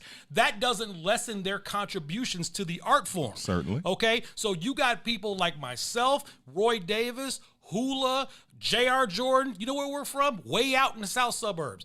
DJ Pierre is the godfather of acid music. I mean, he was the one that took the acid track sound and took it to an entirely new level. You know where he went to school? He went to Crete Monier High School out in University Park. Back then, Park Forest South. So it wasn't like Pierre was running around at Lindblom and Leo and Mendel all back in the day, but his contribution to the art form is just as important as those who grew up in the city and made their contributions. Just like a lot of times people always want to talk about house music, they don't want to mention the West Side. Oh, can't mention the West Side. Hell, Lil Louis sold 8 million copies of French Kiss. You know where he's from?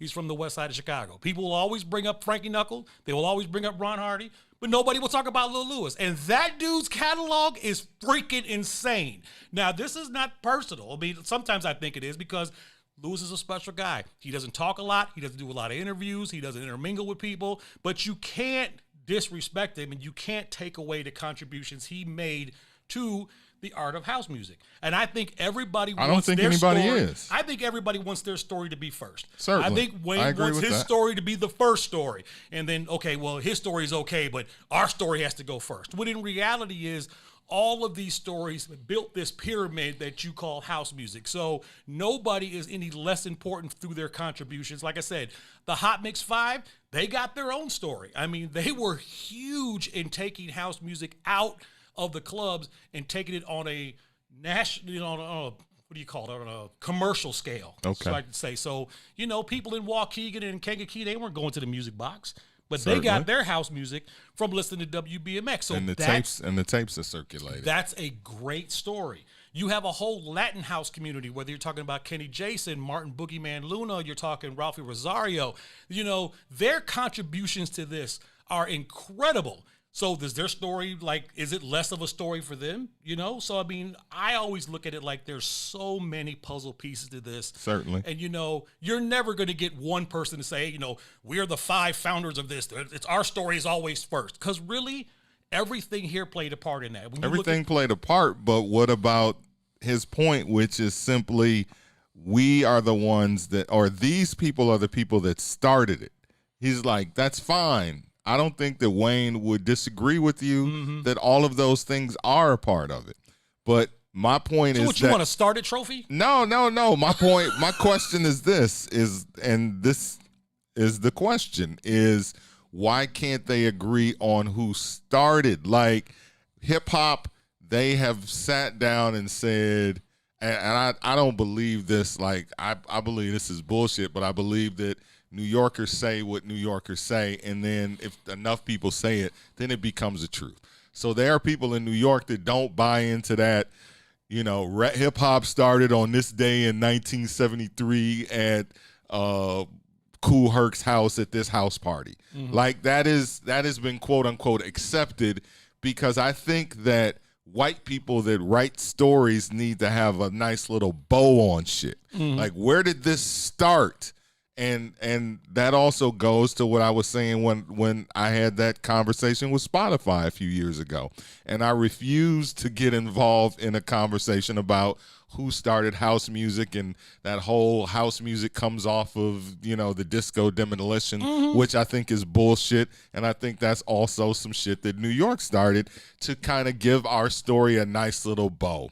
That said, it seems like Wayne is trying to say, can we agree that Jesse Saunders made the first record, Steve Silk Hurley, Farley Jack Master Funk, Jamie Principle, and Vince Lawrence all played a part in the beginning. All of the things that you are saying is true, and those people had a hand in it. But he's bothered because we cannot even agree on who the people are because, like you said, as soon as somebody gets a microphone, they're like, oh, that was me. I'm the motherfucker that started this shit. Chip E, I came out with the first house record. Because clicks are very important in the city of Chicago. They got all these DJ gangs now. That's what I call them. You got all those DJ gangs. And if you're an independent boy, you'll catch hell all the time because you have to roll with who you have to roll with in order to be accepted. A lot of cats, like myself, we just say, fuck it. If it's a good song, I play it. I don't care if it's from the north side, the west side. I listen to everybody. I listen to everybody from Bad Boy Bill to Gene Ferris to Braxton Holmes to, just go down the list. Everybody, as far as I'm concerned, has made their fair share of contribution. But again, people want to be the first. They want their story to highlight everything. They always want it to be first sometimes. And, and I learned this when I was doing house music on, that other station. 106. It's like, fuck them. That other station. I learned this, that I'm that type of guy where. But you reference it. Well, yeah, but I don't got to say their damn name. Okay. You can say their name if you want. Fuck them as far as I'm concerned. I ain't saying shit about them. Okay. But I will get back to my point. And my point is I learned that when I started doing house music, a lot of cats from the city thought, oh, who's Diz to do house music? How does he know about house music? Not knowing my history, not knowing that I was putting out house records with Ray Barney all the way back in the early 90s, 1990 to be exact. They didn't know about my journey to New York when I was on Strictly Rhythm, the same label that Louis Vega was on. And through that, it was always like, Diz is cool, but he's still not one of us. Like my guy DJ Pierre, who worked with J.R. Jordan or Roy Davis. We were always considered cool. We're good cats, but we're still kind of not in that city clique. And I just had to learn to accept that. And it was like, you know what? I'm cool with that because, no, I didn't go to a city school and I wasn't always in all the city parties. But our contributions are great just the same. Certainly. And sometimes people will have a tendency to tell a story without telling the entire story. If you're going to tell a story about Chicago house music, I want to hear it from the chosen few. I want to hear it from the west side. I want to hear it from the suburbs. I want to hear it from the north side. I want to hear it from the Latins. I want to hear it from the blacks. I want to have everybody involved in it because that's the only way you can get all the information out there that people need to hear and understand how the whole thing works. Aren't you literally doing that, though? You're telling your story. What? You're telling your story of your involvement in house. That's what they're doing. So you're adding your piece of the story within the story. But so here's the difference, okay? Because this was one thing that I made sure that I was doing when I was on the air. Everything about me when I was doing my show was education based. Because as much as I loved Armando and the Hot Mix 5 and the Saturday Night Live Ain't No Jive Chicago Dance Party, like all I gained from that was the mixes. Armando never told me the name of that song. For years, y'all been singing You Ain't Really Down. Y'all have no idea who the hell made that record. You know why? Because the mix show never really told you who made that record or where the artist was from. So when I started doing what I was doing, I started educating people like, okay, this song was made in this year. And it was done by this guy. And oh, by the way, the guy that produced this record made this record. And like when I was making my argument with 10 City, I was like, yo, Byron Stingley is still singing. He's made records after Devotion, but nobody plays them or nobody tells you that. So nobody knows. Teresa Griffin Wonderful had been out for a minute. I started playing that on my show and started telling people who it was. I started sending people to Teresa Griffin's website. And all of a sudden, Wonderful just caught fire. Superman. When I first got Superman from South Africa, shout out to Vic Lavender.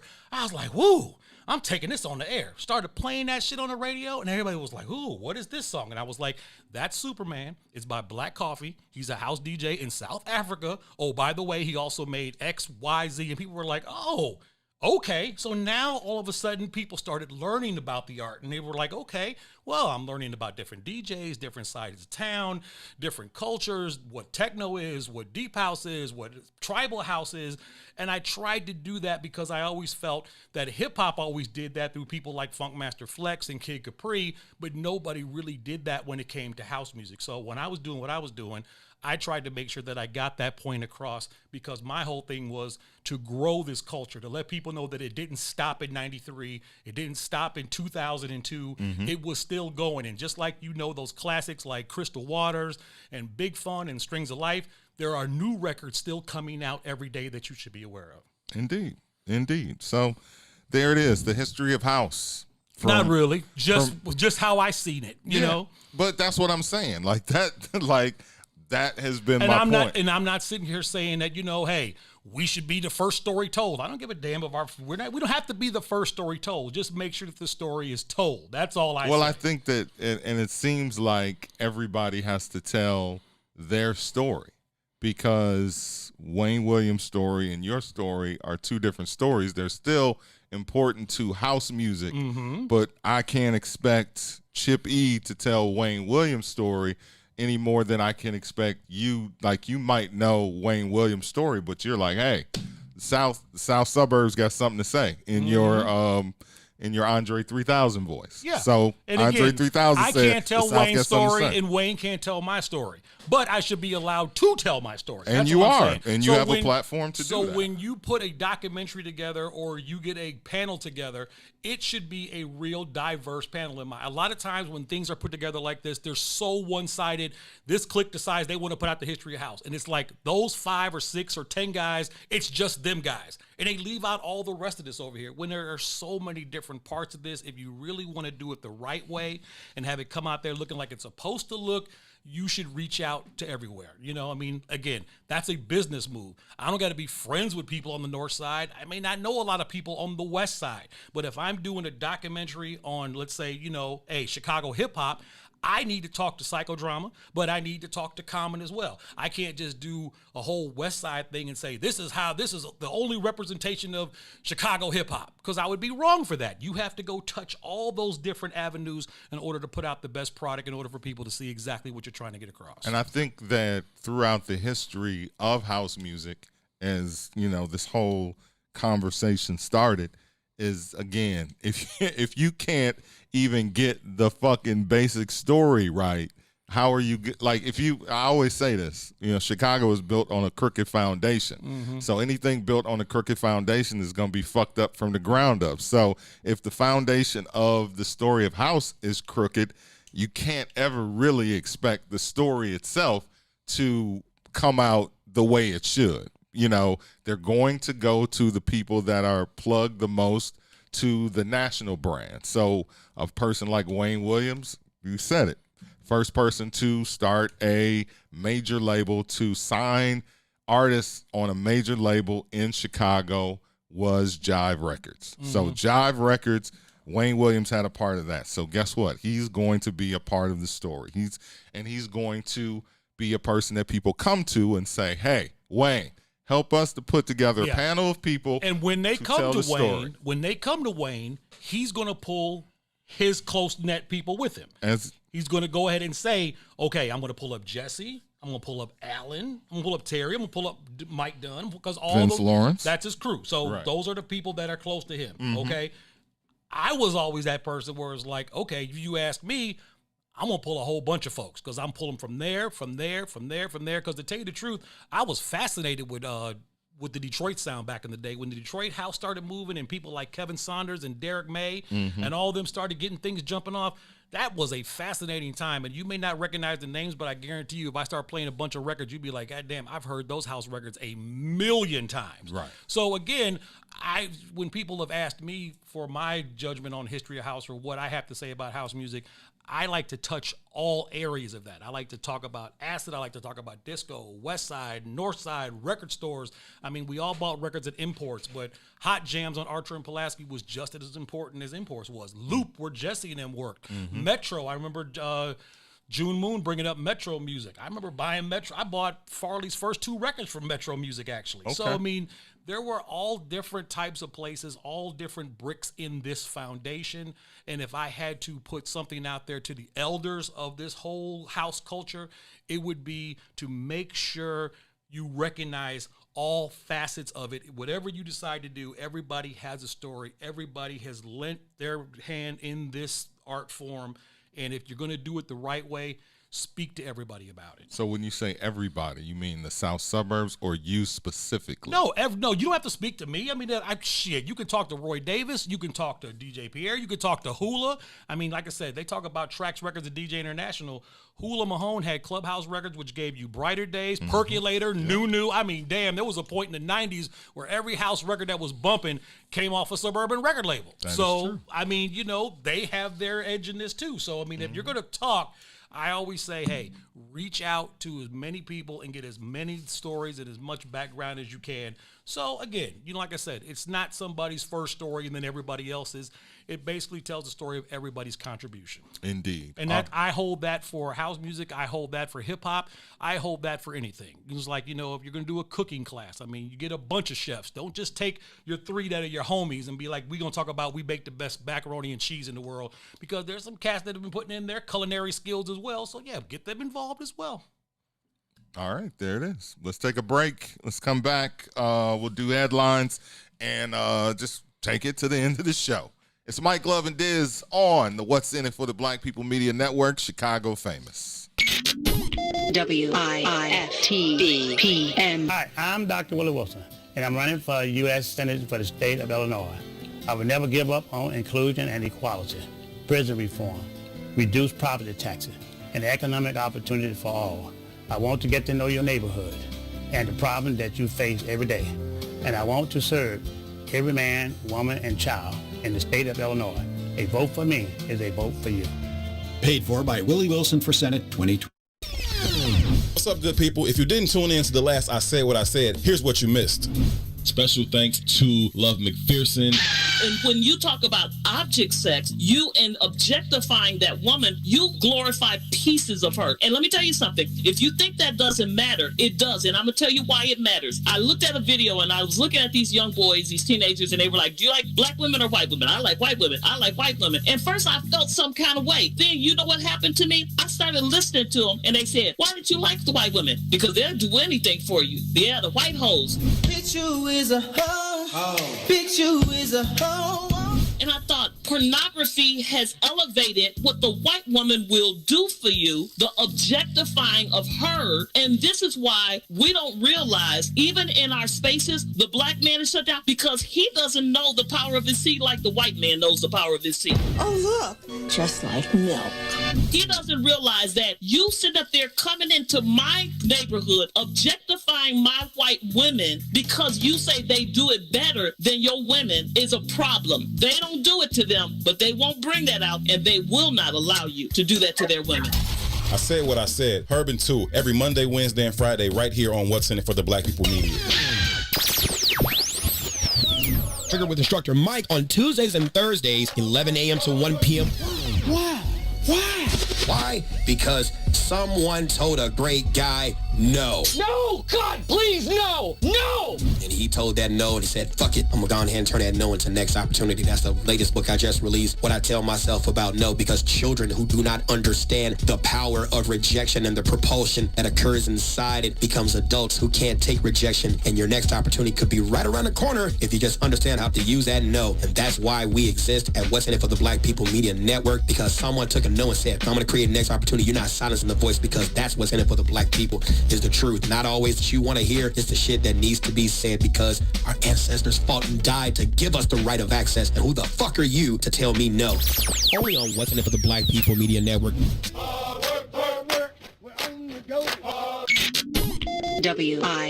WIFTPM.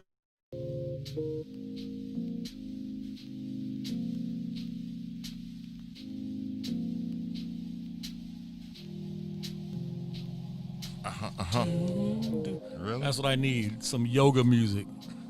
I need some. Look at Sonya. Yeah. Sonya's like, That's funny that you say yoga. Somebody sent me a message on IG, and it was what is this? It is shit is called couples yoga. Couples yoga? You and Wendy gonna do yoga together? I don't know, but this shit look kind I'm of. gonna be in the house talking about some yo no ring game make me whole or whatever that is. This shit look kind of sensual. It look kind of sensual, but the thing about it is like everybody is on a. I wish I could show you guys this. Yeah, I'm gonna pull it up. Black Love Exists. Hold up. Black Love Exists. What is this? Instagram. All right. He pulls it up. Goes to it. Clicks on it. Will it play though? Is the question. Yep. There we go. All right. Let's see if it'll play. It's playing. Great. All right. Let's show you guys this. What the hell is this mess? I know, right? Check this shit out. Is there any sound in this, or is just this? No, we're not going to. What the hell I is don't this? know. Okay, now look at this. Look at this. What am I looking at? A yoga class or a swingers party? I What know, the fuck am I looking right? at here and shit. Like, what is this? Right. That's what it looks like. Take that shit back to the house. Old girl in the corner by herself with her hair, like hands on her crotch. Right, what? She doing finger calisthenics till she get done. She's like, okay, my turn. Let me go sit in his lap. I'm just saying. Yeah, this is a little. I don't know if. I mean, how open are you? You know what I'm saying? IB Divine Yoga presents couples yoga. That's foreplay, not yoga. I know, right? Like, damn, Team Fluffy's in effect though. Look at this. Wow. This kind of hold her down. This kind of feels like something I'd be doing at the crib. Like I don't know my level of comfort in front of the world, you know, doing this. But hey, posing right. look at them, This all ain't sensual yoga. and This shit. This ain't no yoga. This is snuggling. The hell is this? Right. Hey, I remember when Richard Pryor said you can't get no nut doing no yoga. That's a lie. That's a lie. You got to get the say. All right. This is entanglement. What's in it for the Black People Media is proud to announce and support the launch of Sissy's Taco Bar pop-up at 312 East 75th Street on Thursdays and Fridays starting November 5th from 6:30 p.m. to 9:30 p.m. Enjoy their jerk chicken, sriracha shrimp, and blackened salmon tacos. Visit sissystacobar.com. That's Sissy's, SISSYS, tacobar.com for more information. Hey, when did black people decide to invade the taco market? How many years ago was that when black people decided to get involved in the taco market? I think when Taco Tuesday took off. You think that's when it happened? Yeah, in the last Because the 10 Mexicans years. had it held down for a minute, and That then was black they folks was shit. like, you know what? We'll just take the taco concept and we'll just start putting black shit in it. Like, yeah, we're going to do jerk tacos. We're going to put shrimp tacos, neck bone tacos. Whatever Like, we they just eat. started hooking shit up. Started doing vegetarian tacos with sweet potatoes and shit. Like, what? Fill it all with. Right. That's why Chicagoans are the fattest motherfuckers in the world, because we put everything in a fucking taco. Man. Not saying Sissy, shout out to Sissy's on, you know. We Right. No, coming we'll off of definitely that go What's through and get Love. our eat on. Shoot, Yeah, if you we- down with the show, then I will go through and grab me a shrimp taco in a heartbeat. That's what's up. But it's like, yeah, I remember when that whole movement kind of went forward. Like, brothers was like, okay, look, they shutting down all our rib shacks. We got to figure out a way to infiltrate some of these markets. I just think that, and I remember going to a Taco Tuesday in the era, it was Dollar Tacos, and it was in the era when we were still on GCI. I just remember it starting then, so that's like, that had to be like 05, 06. That's about right. So, you know, by 2010, you know, Taco Tuesday's in full swing. So I think once that became a phenomenon, and I mean, I could type taco in my space bar, and the next word that comes up is, you know, when the phone is predicting, is Tuesday. So obviously it's a thing. All right, it is time for headlines. Chicago famous headlines. I do like Southwestern food, though. I can eat Southwestern food all day long. Okay. It's just got that fresh taste to it. So, I mean, I'm down. All right. Let's kick off our headlines with a very interesting story that broke a few days ago. A woman who told police her baby was in a stolen SUV charged with filing a false police report. Yikes. Yep. So basically, you guys may have seen the story. It broke probably on Monday. A woman by the name of Sade Owens, who's 30 years old, told police that she left her son in the back of a gray SUV while she hopped out, went in a convenience store in the 2700 block of West 71st Street. When she returned to the car, the SUV was gone. So what does Sade do? She calls the police. Oh, my God, my baby was in the car. Y'all have to find my baby. Y'all have to find her. So police then put out, I mean, come on, it's a fucking child.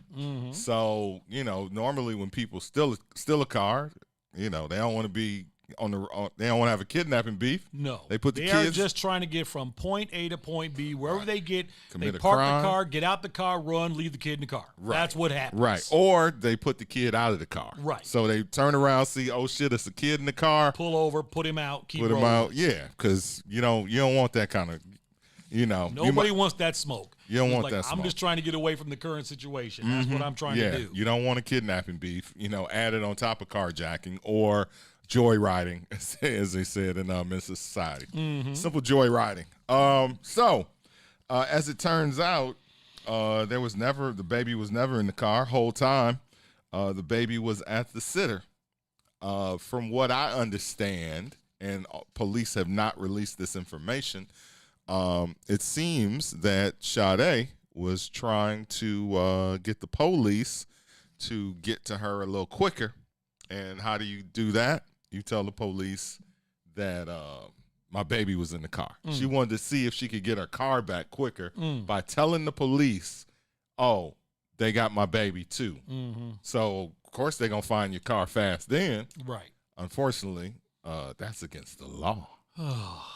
I knew it, though. I knew when that story broke, I was like, okay, there's a problem with that. There's a problem with that because, like you said, again, a lot of times when people will jack a car and there's a child in the car, they don't want that smoke. So either I'm going to just pull over and let the child out or get to where I'm getting and get out the car and keep running and leave the child in the car. But nobody steals a car and steals a kid at the same time. Right. Like, you know, that Right. it just didn't make sense. And again, it was a story that I saw earlier this week, and I just kind of waited around like, okay, I'm not going to say anything until we get hashtag the whole story. Right. And sure enough, it unfolded right before our eyes, and it was pretty much what I thought it was. Yeah, and that's kind of a lot of times, that's why I don't want to talk about certain stories is because they're just breaking, and it's like they haven't really been resolved yet. So, you know, let's kind of wait till the story doesn't get good to the resolution. And that's what it seems to have happened with this. You know, so I mean, what kind of dumb do you got to be though? Like to tell the police, like how important is your car to you that you're like, Wait a minute. Let's back up a little bit. okay, Your car can't be that damn important if you on 71st Street and you decide to run in a convenience store and leave your car running with the keys in it. Start there first. You can right. start right there, then move your way up. But let's rewind and go back to that because that's where this whole thing could have been avoided in the first place. well, 2700. I mean, you know, it's not like we talking East 71st. You know, 2700 West. Still. Don't know my 100 blocks, but let's just say that's, I don't know. Marcus Chapman in the chat, he would know. I'm not leaving the keys in my 2700 car West. in Wheaton, let alone in Let the me- city of let me pull it Chicago. up. Okay? Do a little map quest, try to figure out where it is. 70. Like, man, that's the 31st. problem. All right, let's pull it up. That is around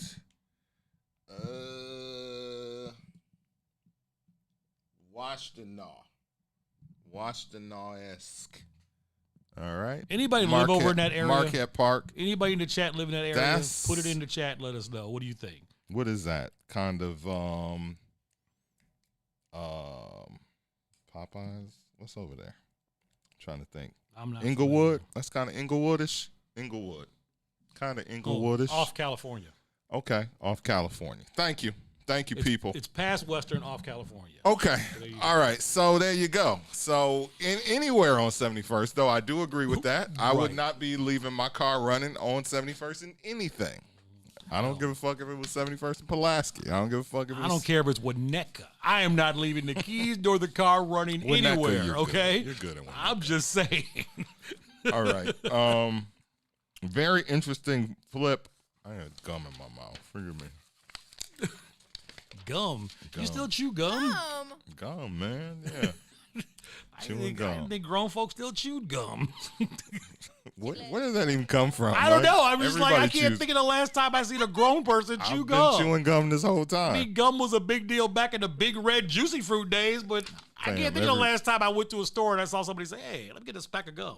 I don't know, man. I just miss it. Yeah, you just. I'm just missing it. You are. All right. J.B. Pritzker has told the state of Illinois a lot of things. One of the things that he said is that high school basketball has been put on hold. He and the Department of Public Health has said that, with everything going on with COVID, it's a problem. We got a pandemic. We don't really have time or place or room for sports.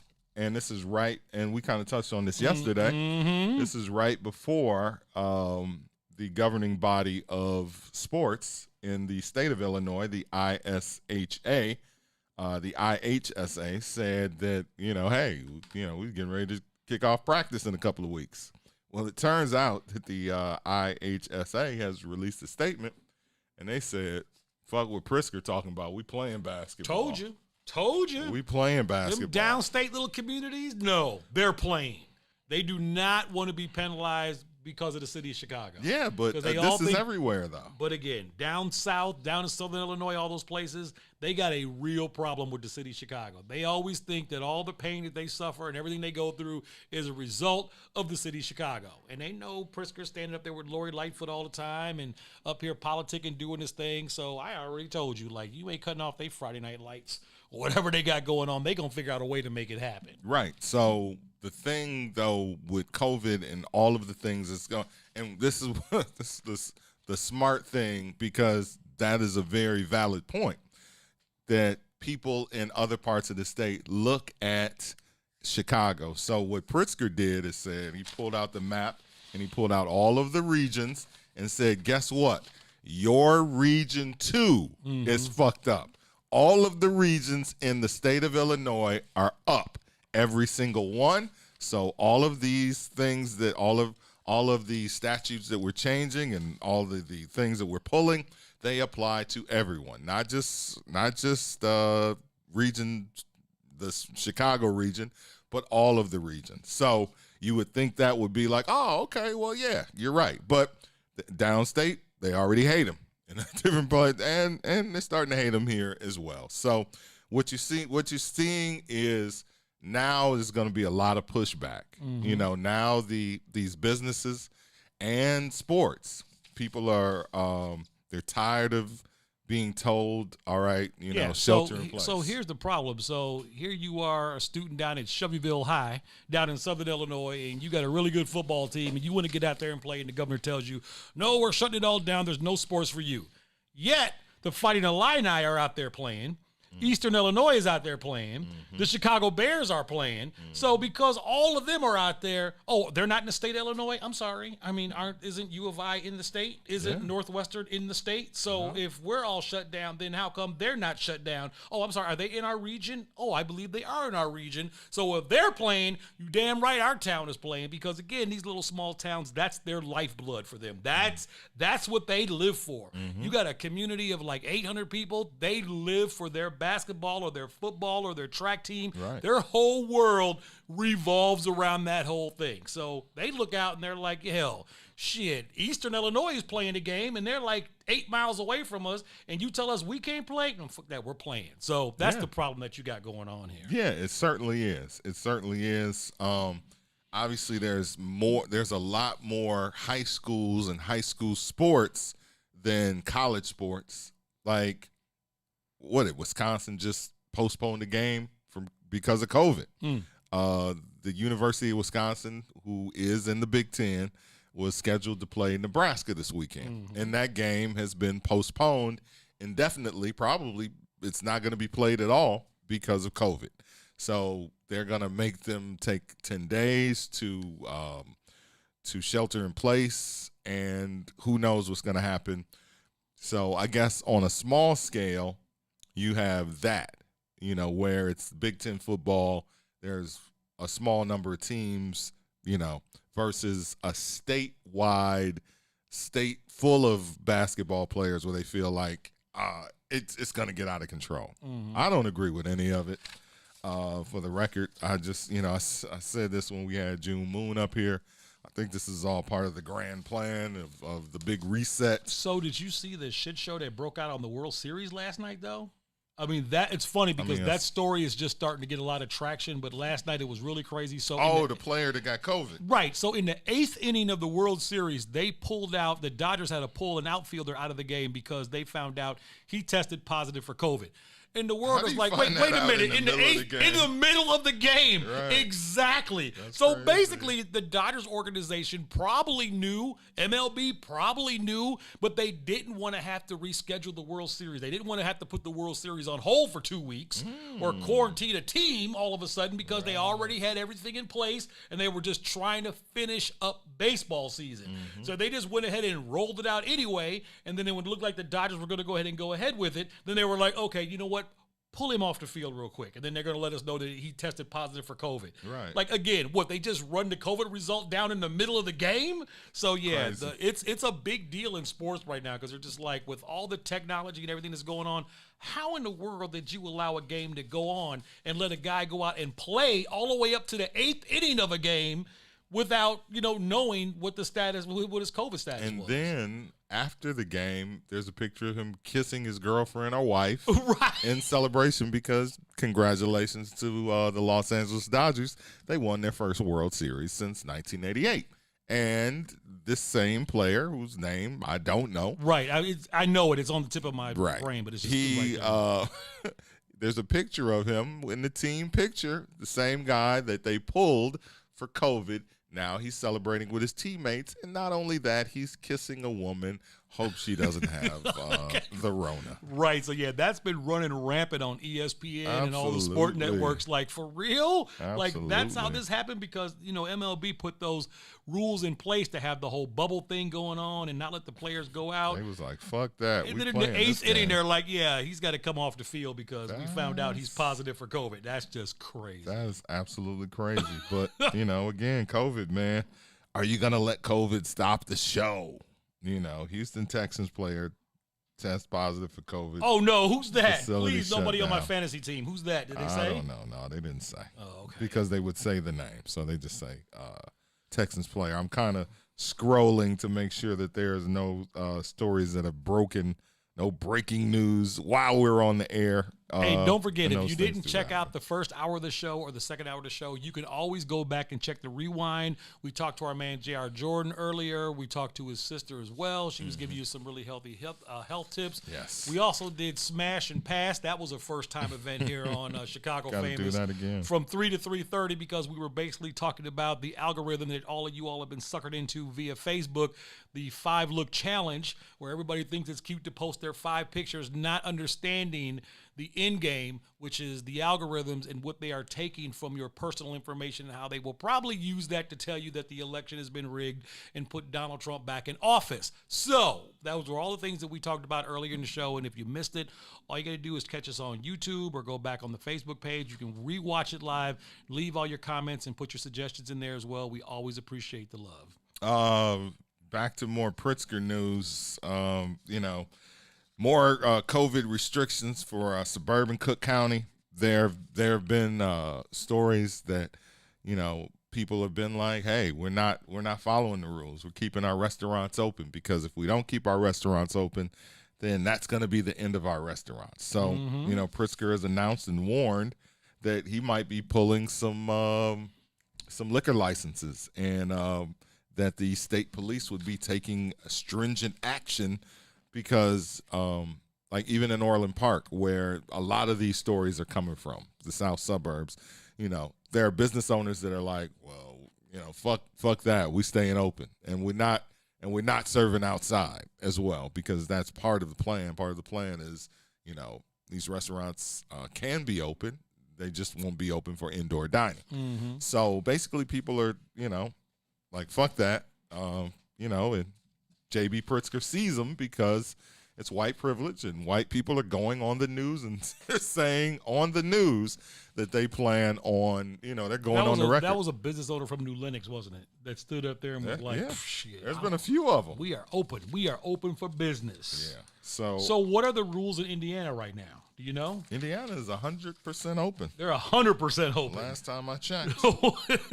Okay, so once again, everybody's going to run over to Indiana, huh? I'm guessing. I made a post earlier today, and I actually tagged my good friend who has a restaurant in she has a restaurant in Indiana, in Hammond. She didn't respond, but they're wide open. They're wide open. I have not heard, the only thing I've heard come out of Indiana is that their governor has said he's not going to make taking the COVID vaccine mandatory for citizens of the state of Indiana. Other than that, as far as I know, if you want to go sit down and go inside a restaurant and eat in the state of Indiana, because Indiana, I mean, to me, it's like the swing states. Wisconsin is out of control COVID numbers. In Illinois is very, very out there. I don't think Illinois is a swing state, but Indiana definitely is not. Indiana is a red state. Right.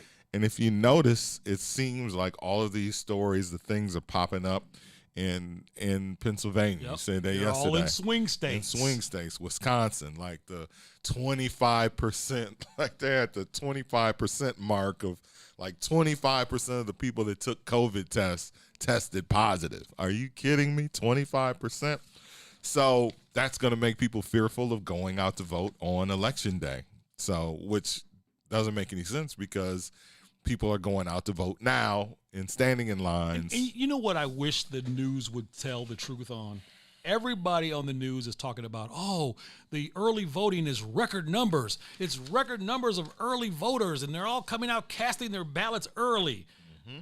That is a result of COVID. Right. Because my mom is somebody who always waits to election day to go up to her polling place and cast her vote. But because we are inside of a pandemic, she got her mail-in ballot because she doesn't want to be there with a bunch of people. So she fills it out and she sends it in early. Mm-hmm. They're trying to make it seem like, these candidates are so great and the word's been getting around that everybody's voting so early. Yeah, that is what the way they're making it. Right, they're making it sound like that. The reality is that's because we're inside a pandemic and nobody wants to go stand in a line with a bunch of people on election day and actually vote. So if I can go vote early, or I can go and cast a ballot through the mail, hell yeah, I'd much rather do that than wait till at November 3rd to cast my ballot. But they're all making it seem like the word has got out and more people are voting, and more people are voting than ever, and it's a big wave of votes going on. And I'm just like, it's because the pandemic is happening.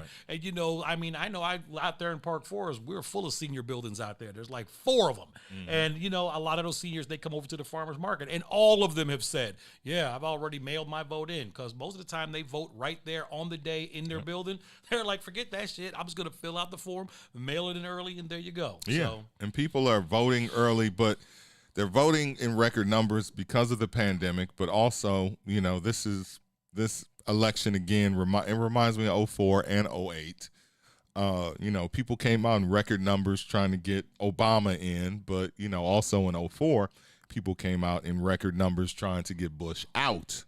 Because they remember what happened in 2000. Right, he doesn't care about black people. Yeah, which was 05.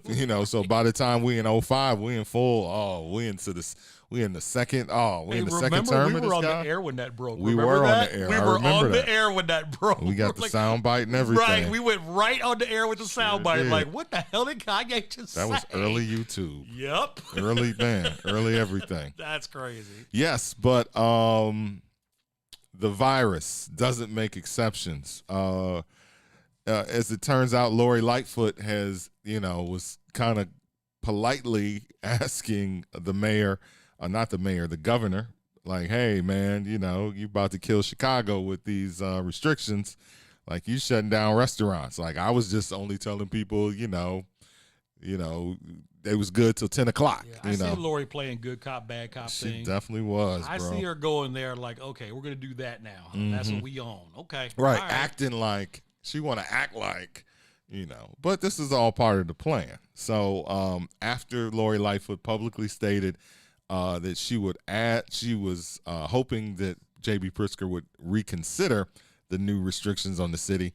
J.B. Pritzker said, nah, fam, look, the virus doesn't make exceptions. It's everywhere, and it's going to spread everywhere. And if I make an exception for Chicago, I got to make an exception for everywhere. So that's not going to happen. So starting today, some of the bars actually are going to start implementing some of these steps, and you know, it's taking hold. And you know, by Friday, everything's going to be outdoors, which is absolutely ridiculous. You don't know how to cook. This is a good time to learn how to cook. Ask me, ask J.R. Jordan. You know, the crazy thing about it is I was sitting here looking at the chat like 10 minutes ago, and they were actually having a discussion about Brussels sprouts. I don't know why, because we didn't mention nothing about fresh vegetables or Brussels sprouts, but somehow that got in our chat for some reason. Yeah. And let me just say, I am pro Brussels sprouts. Yes. I love Brussels sprouts. Yeah. That is a vegetable that, I will cook that 3-4 different ways. Fantastic. And Fred Erica, get on it, because Brussels sprouts are good. Yeah. But, you know, I mean, if you like with all the restrictions going on and outdoor dining in Chicago, when it's 20 below zero, sleeting and snowing and it's windy, learn how to cook. Cooking can be your best friend. It's going to have to be your best friend unless you're going to live off of carryout. Carryout definitely is. Yeah. Carryout isn't going anywhere. As a matter of fact, carryout is, you know, the wave. It's you know, it's not the future. It's the now.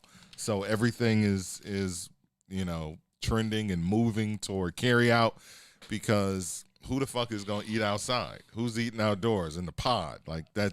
I think they are really trying to sell that too. They are really trying to make it seem like, look, and we got nice bullshit. tents, we got heat in there, we got heated tables. No, they know it's bullshit. Hell no. It's like, you know, again, just like waving, like, you know, you have absolutely no option, but they want to be like, oh, but we did give you an option. You could have set up outside. Like, fam, this is fucking Illinois.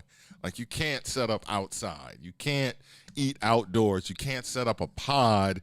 I don't even want to stand in the fucking doorway, you know, in a restaurant when it's cold outside. Like, you trying to get in, you know, past that second set of doors. Right. Because that first set of doors is like cold in the motherfucker. So the second set. First set of doors in Chili's, you'd be like, ooh, let me get through this other part. Okay, now it's warm in here. Exactly. So just imagine being outside. Absolutely ridiculous. And they know it's ridiculous, but some restaurants are going to try it.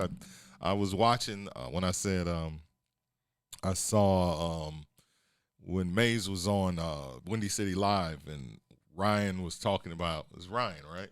He was talking about Let Us Entertain You. Right. And how much money they had to spend and how much money they were willing to spend because they're a big corporation. And none of that's going to matter because it's affecting everybody, and including, you know, like they were ready to buy all this new filtration system like they got on planes. Like they was ready to drop $7 million on filtration, air filtration for their restaurants. That is crazy. And nobody on the South or West Side can afford anything remotely close to that. But Let Us Entertain You, at the end of the day, they're going to be affected just like everybody else. You know, everybody's shutting down. Like I said, cooking can be your best friend. It can be. I'm going to tell you, I love it. Like I said, I cook every day. So, yeah, put it together because you can't live off of takeout. And with these new rules going into place, things are going to get quite difficult. Well, grocery stores will still be open. So that's always a good thing. All right. We are coming near the end of Chicago Famous. Thank you to everybody that helped to keep this show on the air and keep us going today. Shout out to Maze Jackson. Shout out to Herb Howard. Shout out to Sonia Escobar, always doing her thing. And J.R. Jordan and his sister. And his sister. And his brother, Dr. J.R. Jordan. Right. It said Dr. Nora Jordan, and she wasn't even a doctor. She was a nurse. But that's the information they gave me. The brother was a doctor. All right. Okay. So Nora, thank you. J.R. Jordan, thank you. And Dr. Brother. So I got something that you're going to love tomorrow. All right. So I was online last night, and I stumbled across a poll, and the topic was the top 20 Halloween costume ideas for black women. I can't wait. And they got 20 suggestions for black women for Halloween 2020. Just 20? Just 20. I can't. What do you mean just? Does black women only wear like 5? Maybe these are the top. So these are the top 20. I can't believe there's 20. Top 20 suggestions excited. for black women. I'm excited. Not all women. Black women. What's in it for the black people? For Halloween. Can't wait. I am going to snapshot all 20 of these slides tomorrow. That shit is going to be like cat, nurse, we are going to go through these. cat. But I was looking at them, I was like, okay, Sexy who nurse. the hell did they talk to put this list together? Some of them were obvious and they popped out, and I was like, I expected to see that. But some of them I were like, school teacher. For real? Cheerleader. Like, they put that in there? But yeah, I can't think wait. the women on our Can't feed wait. are going to Super be excited. interested to see that top 20 tomorrow. It's definitely something you have to see. All right, we'll see you guys tomorrow, 3 to 6. Chicago famous Mike Love and Diz on the What's in It for the Black People Media Network. Y'all take care.